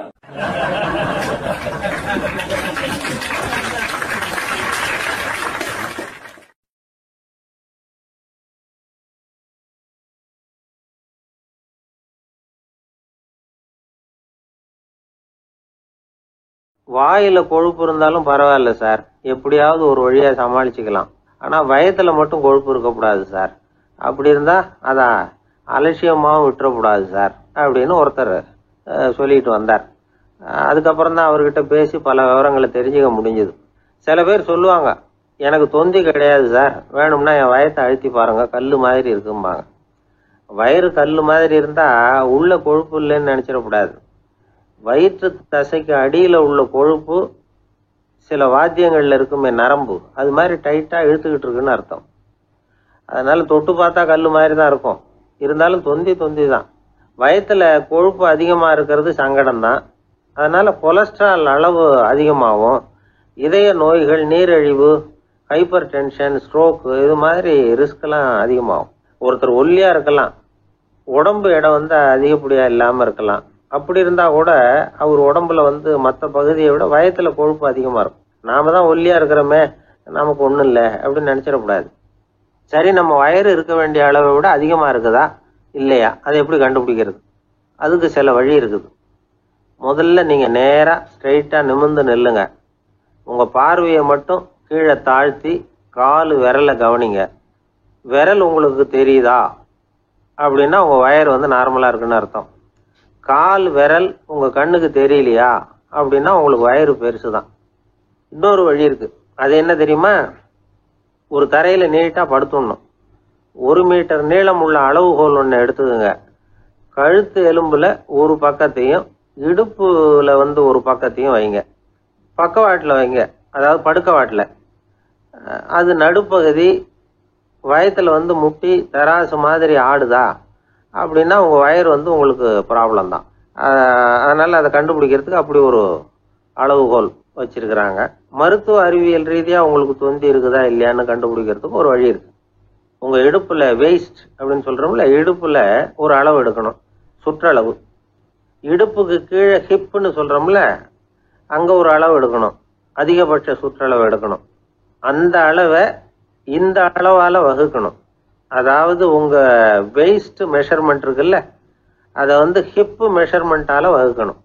இந்த விகிதம், அதாவது வெயிஸ்ட் ஹிப் ரேஷியோ, ஆண்களுக்கு 0.95க்கு மேல போகக்கூடாது, பெண்களுக்கு 0.85க்கு மேல போகக்கூடாது. அப்படி போயிட்டுதுன்னா வயிறு பெருத்திருக்குதுன்னு அர்த்தம். இது டாக்டர்கள் கண்டுபிடிக்கிற ஒரு விதம். சரி, இந்த தொந்தியை குறைக்கிறதுக்கு என்ன பண்ணலாம்? பட்னி கிடக்கலாமா அப்படின்னா அது தேவையில்லை. ஆனா கலோரி அளவை குறைக்கணும். அது எப்படி? கொழுப்பு ஆகாரத்தை குறைக்கணும். இப்போ கார்போஹைட்ரேட்டு, புரோட்டீன்லாம் இருக்குது இல்ல, அதெல்லாம் ஒரு கிராமுக்கு சுமாரா 4 கலோரி கொடுக்கும். ஆனா கொழுப்பு ஒரு கிராமுக்கு 9 கலோரி கொடுக்கும். அதனால ஒரே அளவுள்ள ஆகாரங்கள்ல கூட கலோரி வித்தியாசம் இருக்குது. கலோரி அளவு குறைச்சலா கொடுக்கக்கூடிய ஆகாரம் சாப்பிடணும். தொந்தியை குறைக்கிறதுக்கு கடுமையான உடற்பயிற்சி தேவையா அப்படின்னு கேட்டா அதுவும் தேவையில்லையா. ஆகாரத்துல கொழுப்பை குறைச்சாவே போதும், மற்ற ஆகாரம் செரிக்கிறதுக்கு லேசான உடற்பயிற்சியே போதும். வயத்தை குறைக்கிறேன்னு சொல்லி சில பேர் உட்காந்து எழுந்திருப்பாங்க, அதுவும் தேவையில்லையா.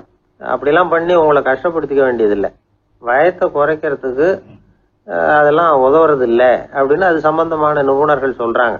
இப்ப இது சம்பந்தமா 1984 ஒரு சோதனையே பண்ணி பார்த்துருக்குறாங்க. ஒரு நாளைக்கு 185 தடவை உட்காந்து எழுந்திருக்கிறது. இது மாதிரி 27 நாள் பயிற்சி பண்ணிவிட்டு பார்த்தாங்களாம். வயிற்று கொழுப்புல எந்த மாறுதலும் இல்லையா. அதனால உட்காந்து எழுந்திருக்கிற வேலையெல்லாம் தேவையில்லை. தொந்தியை குறைக்கிறதுக்கு முயற்சி பண்றவங்க தோற்றத்தை அழகாக்குறது ஒரு பக்கம் இருந்தா கூட ஆரோக்கியமான நீண்ட வாழ்வுக்கும் அவங்க அஸ்திவாரம் போடுறாங்கன்னு தான் அர்த்தம். ஒருத்தர் வந்தார், சார் எனக்கு தொந்தி இருக்கா இல்லையான்னு கண்டுபிடிக்கிறது கஷ்டமா இருக்குதுன்னார். சரி, நான் கண்டுபிடிக்கிறேன், இப்படி தரையில காலை நீட்டி ஸ்ட்ரைட்டா படுங்க அப்படின்னோம். சரின்னு படுத்துட்டார். இப்போ உங்க கண்ணை திருப்பி கால் கட்டை விரலை பாருங்க, கட்டை விரல் தெரியுதா அப்படின்னு கேட்டேன். தெரியுது சார்னார். நீங்க தெரியுதுன்னு சொல்றத நான் எப்படி நம்புறதுன்னு. அதோ தெரியுற அந்த கட்டை விரல் நுனியில ஒரு ஈ கூட உட்காந்துருக்குது பாருங்க சார் அப்படின்னார். அப்படின்னா நீங்க பாக்குறது கட்டை விரல் இல்லை சார், உங்க மூக்கு நுனி, அங்கதான் இப்ப ஈ உட்காந்துருக்குது அப்படின்னோம்.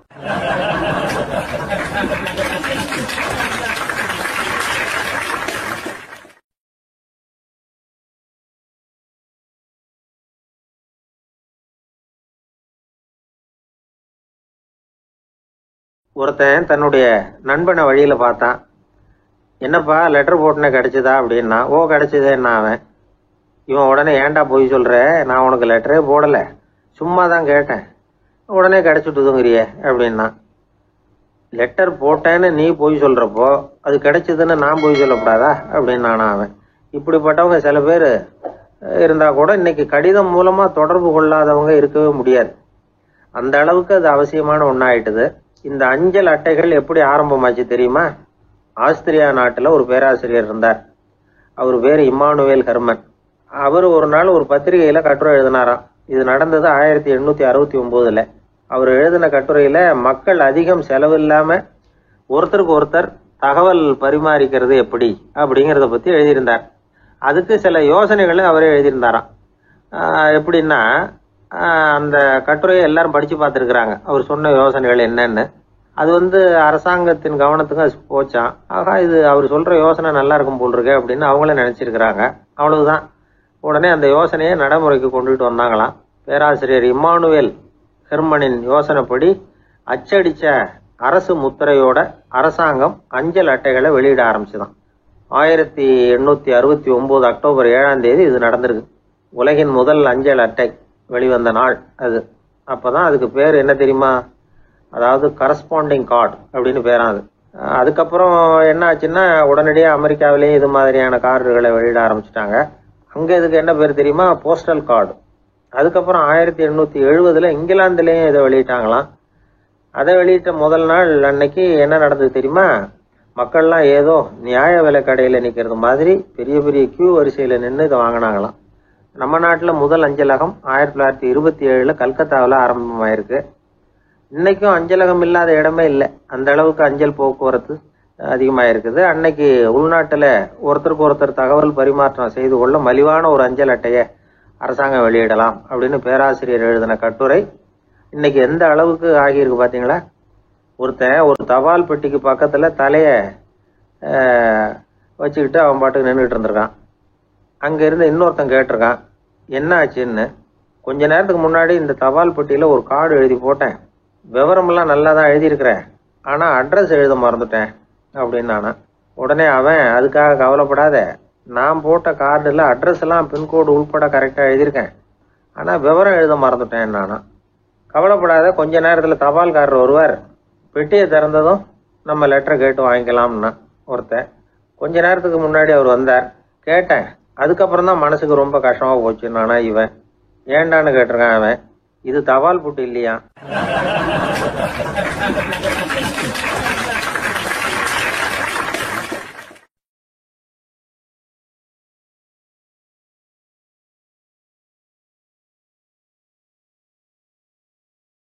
மனிதர்களில் சில பேர் ரொம்ப வித்தியாசமாக நடந்துக்குவாங்க. மற்றவங்களுக்கு அது ரொம்ப ஆச்சரியமாக கூட இருக்கும். அந்த ஆள் ஒரு மாதிரி பார்த்து நடந்துக்கோ அப்படின்னு கூட சொல்கிறது உண்டு. இவங்களை பார்த்து நாம் பித்து குளியும்போம். உளவியல் இவங்களை எக்ஸென்ட்ரிக்ஸ் அப்படின்னு சொல்லுது. இவங்களை மனநோயாளிகள்னு தவறாக புரிஞ்சிக்க கூடாது. அவங்க வேற, இவங்க வேற.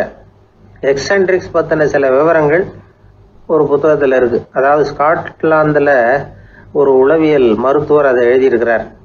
அவர் பேர் டாக்டர் டேவிட் வீக்ஸ். அவருக்கு ஒரு உதவியாளர் இருந்தாராம். அவர் பேர் கேட் வுட். இவங்க 2 பேரும் சேர்ந்து இங்கிலாந்து பூரா சுற்றி பார்த்துருக்காங்க. 3 வருஷம் சுற்றினாங்களாம். நான் சொன்னது மாதிரி ஒரு மாதிரியாக இருக்கிற ஆசாமிகள் பல பேரை சந்தித்து பேசி அவங்கள பற்றி ஆய்வுலாம் நடத்தியிருக்கிறாங்க. அப்படி நடத்தி அதை ஒரு புஸ்தகமாக எழுதியிருக்கிறாங்க. நிறைய பேசி பார்த்துட்டு அவங்க சொல்லியிருக்கிறத கேட்டால் ரொம்ப ஆச்சரியமாக இருக்குது. நாம் இவங்களை பார்த்து பித்துக்குழிங்கிறோம், எக்ஸென்ட்ரிக்ஸ் அப்படின்னு சொல்கிறோம், கிண்டல் கூட பண்ணுறோம்.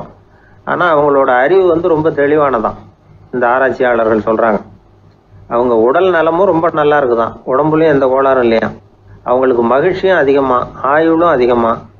அவங்களில் பல பேர் என்ன சொல்கிறாங்கன்னா, நீங்கள் நினைக்கிறது மாதிரி இல்லை நாங்கள், ஆனால் நாங்கள் மற்றவங்கள்லேருந்து வேறுபட்ட தன்மை உள்ளவங்க அப்படிங்கிறத ஒத்துக்கிறாங்களாம். இந்த உலகம் பிறந்ததுலேருந்தே இப்படிப்பட்ட வித்தியாசமான ஆசாமிகளும் பிறந்திருக்கிறாங்க. சரி, அப்படிப்பட்டவங்க எப்படி இருப்பாங்க? இப்போ ஒரு மகாராஜா தன்னோட நாய்க்கு லட்சக்கணக்கில் பணம் செலவு பண்ணி கல்யாணம் பண்ணி வச்சிருக்கிறார். ஒரு கோடீஸ்வரர் தான் வளர்த்துக்கிட்டு இருந்த பூனைகளுக்கு தன்னோட சொத்து பூராவும் எழுதி வச்சிருக்கிறார். இது மாதிரி ஒருத்தர் 2 பேர் இல்லை, நிறைய பேர் உண்டு. சில பேர் எப்படி தெரியுமா, அவங்களுக்கு வசதியில் எந்த குறையும் இருக்காது. வீடு, காரு, பணம் எல்லாம் தாராளமாக இருக்கும். அப்படி இருந்தாலும் அவங்கக்கிட்ட ஒரு பழக்கம் இருக்கும். யாராவது ஒரு நண்பர் வீட்டு விசேஷத்துக்கு போயிருப்பார், இல்லைன்னா ஒரு கடைக்கு போயிருப்பார். அவங்க ரொம்பவும் மரியாதையாக வரவேற்று எல்லாம் பண்ணிகிட்டு இருப்பாங்க. ஆனால் இவர் அவங்களுக்கு தெரியாமல் ஏதாவது ஒரு பொருளை திருடி பாக்கெட்டில் போட்டுட்டு வந்துடுவார். அப்படி வந்தால் தான் இவருக்கு திருப்தி. பல பேர் அவங்க வளர்த்த பிராணிகளுக்கு பளிங்கு கல்லால் சமாதி கட்டி வச்சிருக்கிறாங்க. இப்படிலாம் பண்ணுறாங்க. பல பேர் அவங்களுக்கு பிடித்தமான ஒருத்தர் எப்படியோ அதே மாதிரி தலைமுடி, தாடி வச்சுக்கிறது, உடை உடுத்திக்கிறது, மலை குகையில் போய் குடியிருக்கிறது, இப்படி எவ்வளவோ வினோதமான நடவடிக்கைகள். இவங்களையெல்லாம் ஆய்வு பண்ணின டாக்டர் வீக்ஸ் என்ன சொல்கிறாரு தெரியுமா? பொதுவாக இவங்க உயர்ந்த புத்திசாலிகளாக இருக்கிறாங்க. ஒருமைப்பட்ட மனம், கருமையுமே கண்ணான பண்பு, தனிமையை நாடுற மனப்பான்மை எல்லாம் இவங்களுக்கு உண்டு. அவங்கள பல பேர் அவங்க பெற்றோருக்கு முதல் குழந்தை அல்லது ஒரே குழந்தை இப்படி தான் இருக்கிறாங்க. இது மாதிரியானவங்க பெண்கள் 1 பங்குன்னா ஆண்கள் 2 பங்கு. இவங்கெல்லாம் ஆக்கப்பூர்வமான செயல் செய்கிறாங்க. அப்படிப்பட்டவங்களா தான் இருக்கிறாங்க. அடுத்தவங்க கிட்ட அன்பு காட்டுறவங்களா இருக்கிறாங்க, உற்சாகம் ஊட்டுறவங்களா இருக்கிறாங்க. அவங்களுடைய ஆக்கப்பூர்வமான பணிகளுக்கு ஊக்கம் கொடுத்தா அவங்க மன சந்தோஷமும் உடல் நலமும் பெருகும், ஆயுளும் கூடும். இதெல்லாம் அந்த டாக்டருடைய கண்டுபிடிப்பு. பித்துக்குழித்தனத்துக்கும் மனநோய்க்கும் வித்தியாசம் உண்டுங்கிறத சொல்றது தான் இந்த தகவல். அதனால 2ம் ஒன்றுன்னு நினைச்சிடக்கூடாது. ஒரு நண்பன் ஒருத்தனை பற்றி சொல்கிறோம். அவன் எந்த வகைன்னு நீங்களே முடிவு பண்ணுங்களேன். அவன் ஒரு கல்யாண வீட்டுக்கு போய் சாப்பிட்டுட்டு வெளியில் வந்தோம். அவன் கூட வெளியில் வந்த உடனே ரொம்ப நேரமாக தன்னோட செருப்பை தேடிக்கிட்டு இருந்தான். என்னப்பா இன்னுமா உன் செருப்பு கிடைக்கல அப்படின்னு கேட்டோம். இல்லை என்னது முன்னாடியே கிடைச்சுட்டுது, அதை விட நல்லதா ஏதாவது கிடைக்குமான்னு பார்க்குறேன் அப்படின்னா அவன்.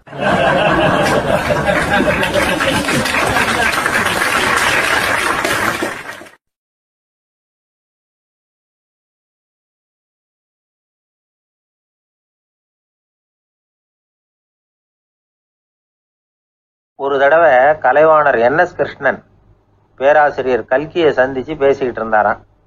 கலைவாணர் கல்கியை பார்த்து, எனக்கு கதை எழுத ஆசையா இருக்கு, எப்படி எழுதுறதுன்னு கேட்டாராம். கதை எழுதுறதுக்கு 4 மை வேணும்னாராம் கல்கி. அப்படியா, அப்படின்னா என்னென்ன கலர் மை அப்படின்னு கேட்டிருக்காரு கலைவாணர் சிரிச்சுக்கிட்டே. நான் சொன்னது கலர் மை இல்லை, அது வேற மை. அதாவது கதை எழுதுறதுக்கு தேவைப்படுகிற 4 மை எதுன்னா, 1 திறமை, 2 பேணாமை, 3வது தனிமை, 4வது பொறுமை அப்படின்னாராம். உடனே கலைவாணர், உங்க யோசனை அருமை அப்படின்னாராம். அதுதான் கலைவாணர். பொதுவாக எழுத்தாளர்கள் எழுதுற மாதிரி நடந்துக்கிறது இல்லை. ஆனால் கலைவாணர் என்ன சொல்லுவாரோ அதே மாதிரி நடந்துக்குவார். எல்லாருக்கும் எல்லாம் கிடைக்கணுங்கிற கருத்தை சினிமா படங்களில் வலியுறுத்துவார்.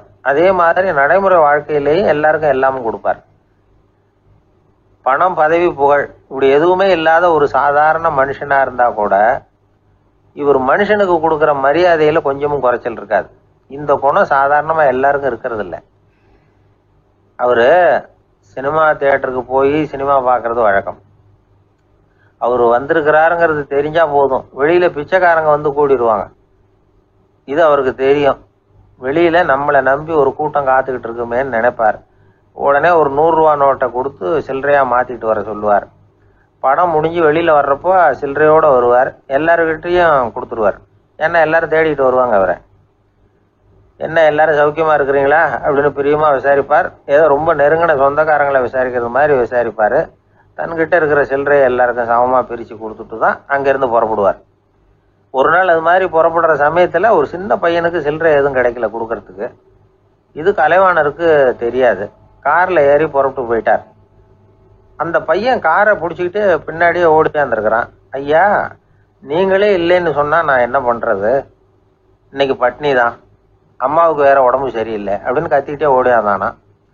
கலைவாணர் கவனிச்சுட்டார். உடனே காரை நிறுத்த சொன்னார். இறங்கினார். அந்த சின்ன பையனை கட்டி பிடிச்சிக்கிட்டு, என்னை மன்னிச்சுக்கப்பா, நான் கவனிக்காம வந்துட்டேன் அப்படின்னு சொல்லி அழ ஆரம்பிச்சுட்டாராம். இன்னொரு தடவை இதே மாதிரி ஒரு தியேட்டர்ல இருந்து வெளியில வந்திருக்கிறார். ஒரு ஆள் அவர்கிட்ட வந்து நின்றுருக்கார். அவர் கொடுக்கறதுக்கு இவர்கிட்ட பணம் இல்லை. பணம் இல்லையாப்பா அப்படின்னாராம். உங்ககிட்டயே இல்லையா அப்படின்னாராம் அவரு. கலைவாணருக்கு மனசு ரொம்ப சங்கடமா போச்சு. உடனே புறப்பட்டு வீட்டுக்கு போனார். அங்க இங்க தேடி பார்த்து அங்க இருந்த கொஞ்ச நெஞ்ச சில்லறையை எடுத்தார். காரு டிரைவரை கூப்பிட்டார். தியேட்டர் வாசல்ல நின்றுகிட்டு இருந்த ஆசாமியோட அங்க அடையாளங்களை சொன்னார். காரை எடுத்துட்டு போய் அந்த ஆளை கண்டுபிடிச்சி இந்த காசை கொடுத்துட்டு வா அப்படின்னு அனுப்பி வச்சாராம். பிச்சை போடுறதுக்காக காரை அனுப்புனதாக வேற யாரை பத்தியாவது நீங்க கேள்விப்பட்டிருக்கிறீங்களா? அவர் ஒரு வித்தியாசமான மனிதர், வித்தியாசமான கலைஞர். கலைவாணரோட சகோதரர் கல்யாணம் நடந்தது. அதுல தியாகராஜ பாகவதர் கச்சேரி முடிஞ்ச உடனே அதுல சம்பந்தப்பட்ட கலைஞர்களுக்கெல்லாம் கலைவாணர் பரிசுகள் கொடுக்கிறார். அந்த கச்சேரியில கடம் வாசிச்சவருக்கு மட்டும் மற்ற எல்லாருக்கும் கொடுத்ததை விட பெருசா ஒரு வெள்ளி கோப்பையை பரிசா கொடுத்தாராம். மற்றவங்களுக்கு எல்லாம் சின்னதா கொடுத்துட்டு கட வித்துவானுக்கு மட்டும் பெருசா பரிசு கொடுக்குறீங்களே ஏன்னு கேட்டிருக்கிறாங்க. அதுக்கு கலைவாணர் விளக்கம் கொடுத்தாராம். இப்பெல்லாம் ரயில்ல கூட்டம் அதிகங்கிறது உங்களுக்கு எல்லாருக்கும் தெரியும். இந்த வித்வான் இவ்வளவு பெரிய மண்பானைய ரயில்ல ரொம்ப பத்திரமா உடையாம ரொம்ப தூரத்துல இருந்து கொண்டு வந்திருக்கிறாரே, அது என்ன சாமான்யமான காரியமா? அவரோட அந்த சாமர்த்தியத்தை பாராட்டுறதுக்காக தான் அவருக்கு இவ்வளவு பெரிய பரிசு அப்படின்னாராம்.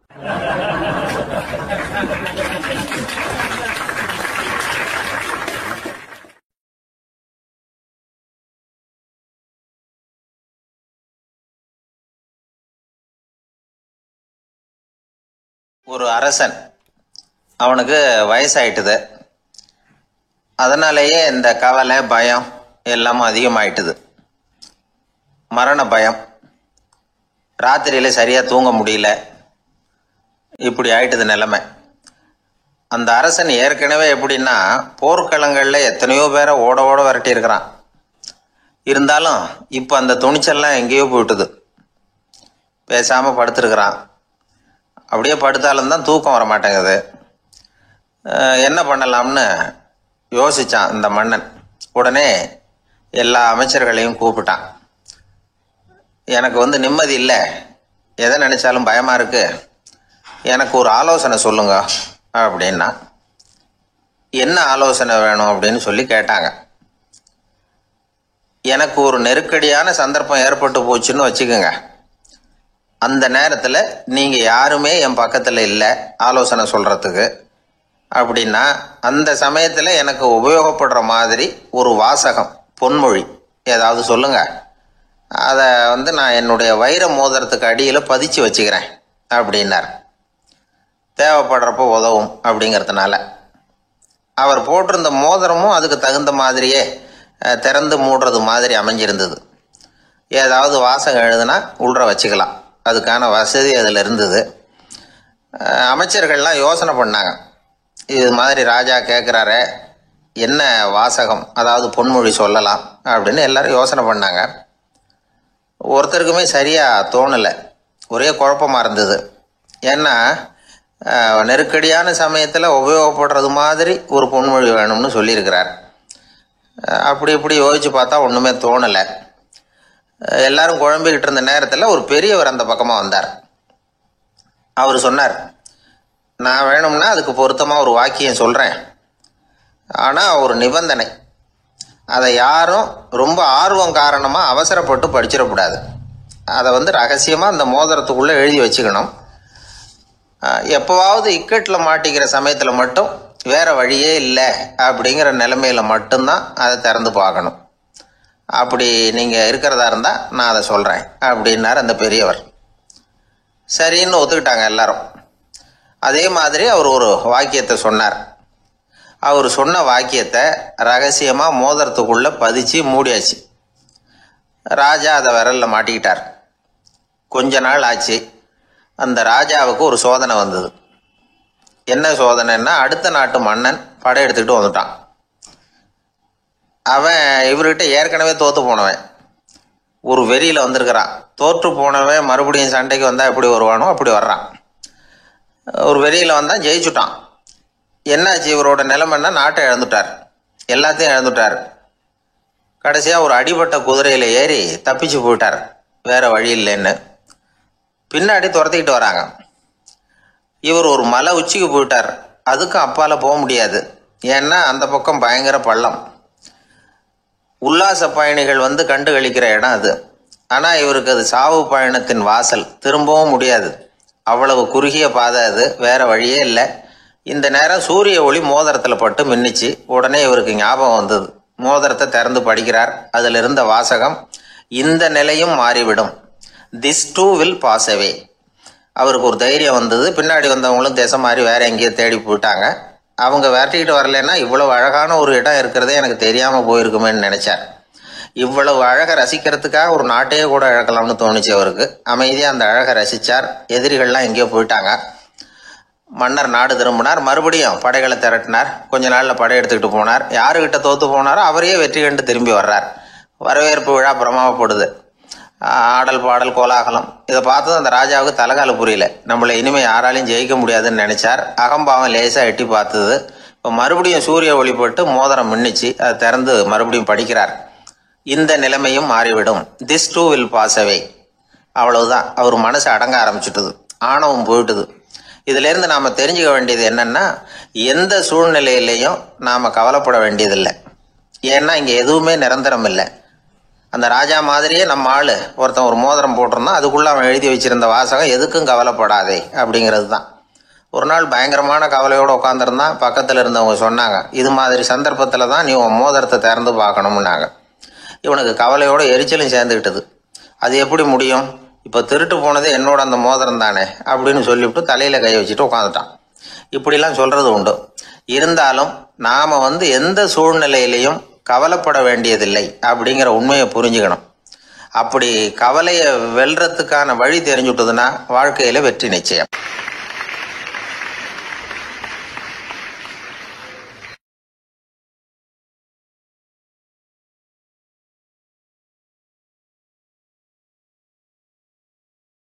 அறிவில் சிறந்தவர்கள் ஆண்களா பெண்களா? என்னுடைய நண்பர் ஒருத்தரை பார்த்து நான் கேட்ட கேள்வி இது. அவர் மெதுவாக தன்னுடைய தலையை சொரிஞ்சுக்கிட்டே சொன்ன பதில், அதில் என்ன சார் சந்தேகம், அவங்க தான் அப்படின்னார். அனுபவ அடிப்படையில் அவர் இப்படி சொல்கிறார். அறிவியல் அடிப்படையில் பார்க்குறவங்களும் இப்படி தான் சொல்கிறாங்க. இயற்கையின் நோக்கம் இனப்பெருக்கம், இதில் பெண்களின் பங்கு அதிகம். அதனால் இயற்கையே பெண்களுக்கு பல சலுகைகளை கொடுத்துருக்குது, சக்தியை கொடுத்துருக்குது. இப்போ வெளிநாடுகளில் இதை பற்றியெல்லாம் நிறைய ஆராய்ச்சி பண்ணி பார்த்துருக்குறாங்க. புள்ளி விவரங்கள்லாம் வெளியிட்டிருக்கிறாங்க. ஆண் குழந்தைகளை விட பெண் குழந்தைகள் முன்னாடியே பேச ஆரம்பிச்சுடுறாங்களாம். அது மட்டும் இல்லை, அதிக எண்ணிக்கையில் வார்த்தைகளை கற்றுக்கிறாங்களாம். அப்புறம் பலவிதமான வாக்கிய அமைப்புகளை அமைச்சு பேசுறதுலேயும் பெண் குழந்தைகள் முன்னாடியே ஆரம்பிச்சுடுறாங்களாம். இதெல்லாம் சீக்கிரமாக செய்கிறது பெண் குழந்தைகள் தான். சம வயது உள்ள ஆண் குழந்தைகள் பெண் குழந்தைகள் இவங்களை வச்சு சோதனைகள் பண்ணி பார்த்துருக்குறாங்க.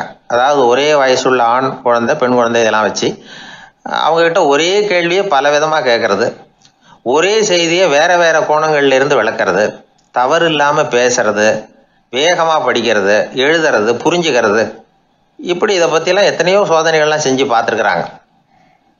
அப்படி பார்த்ததில் என்ன தெரிஞ்சதுன்னா, அதில் எல்லாம் ஆண் குழந்தைகளை விட பெண் குழந்தைகள் 1.5 மடங்கு அதிக திறமை உள்ளவங்களாக இருக்கிறாங்களாம். இன்னொரு மொழியை கற்றுக்கிறது, பேசுறது, எழுதுறது, இது கூட பெண்களுக்கு சுலபமாக வருதான். 2 மொழிகளை மாற்றி மாற்றி பேசுறது, மொழிபெயர்க்கிறது, இப்படிலாம் கூட சோதனை பண்ணி பார்த்துருக்குறாங்க. இதுலேயும் பெண்களுக்கு தான் அதிக திறன். சரி, இதை விடுங்க. புள்ளி வச்சு கோலம் போடுறது, அதில் இருந்து இந்த கை கடிகாரங்களில் கம்ப்யூட்டர்களில் நுண்ணிய பாகங்களை பொருத்துறது, இது வரைக்கும் பெண்கள் தான் திறமையாக செயல்படுறாங்க அப்படிங்கிறது அந்த சோதனை முடிவு. இந்த நுட்பம், துல்லியம், விரைவு, சிறு கை இயக்கங்களோடு செய்ய வேண்டிய மென்மையான பணிகள், இதுக்கெல்லாம் தேவை கவன குவியம், பொறுமை. இதெல்லாம் பெண்கள்கிட்ட தான் இருக்குதான்.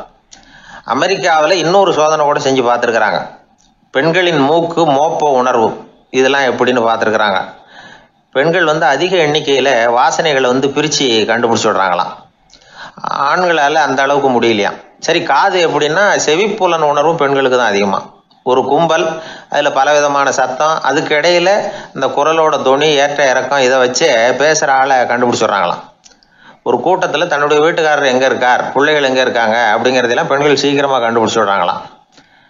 இன்னொரு விஷயம், ஒரு பொருளை பார்த்த உடனே அது என்னென்னு அடையாளம் கண்டுக்கிறது, அதை மனசில் பதிய வச்சுக்கிறது, அப்புறமா இன்னொரு சந்தர்ப்பத்தில் அது எங்கே இருந்தது அப்படின்னு சரியாக ஞாபகப்படுத்திக்கிறது, இது மாதிரி சோதனைகள்லாம் கூட பெண்கள் தான் முன்னணியில் இருக்கிறாங்க. ஒரு சராசரி சூழ்நிலையில் ஆண்களை விட அதிகமான எண்ணிக்கையில் புன்னகை புரியறது, சிரிக்கிறது பெண்கள் தானா. அதிகமாக தோழமை உணர்வோடு பேசுறது அவங்க தானா. 2 பெண்கள் பேசிகிட்டு இருக்கிறதையும் பாருங்க, அதே மாதிரி 2 ஆண்கள் பேசிகிட்டு இருக்கிறதையும் பாருங்க. ஆண்கள் ஒரு அடி தள்ளியே நின்று பேசிகிட்டு இருப்பாங்க. மருத்துவர்களை எடுத்துக்கொள்ளுங்கள், அதாவது சிரிச்ச முகத்தோட நோயாளிகள்கிட்ட பரிவோடு பேசுறதுல பெண் டாக்டர்கள் தான் அதிகம். இதுவரை சொல்லப்பட்டது எல்லாமே அறிவியல் பூர்வமான செய்திகள். அதனால இளம் பெண்கள் வாழ்க்கையில சோர்வடைய தேவையில்லை. இயற்கையே நமக்கு சாதா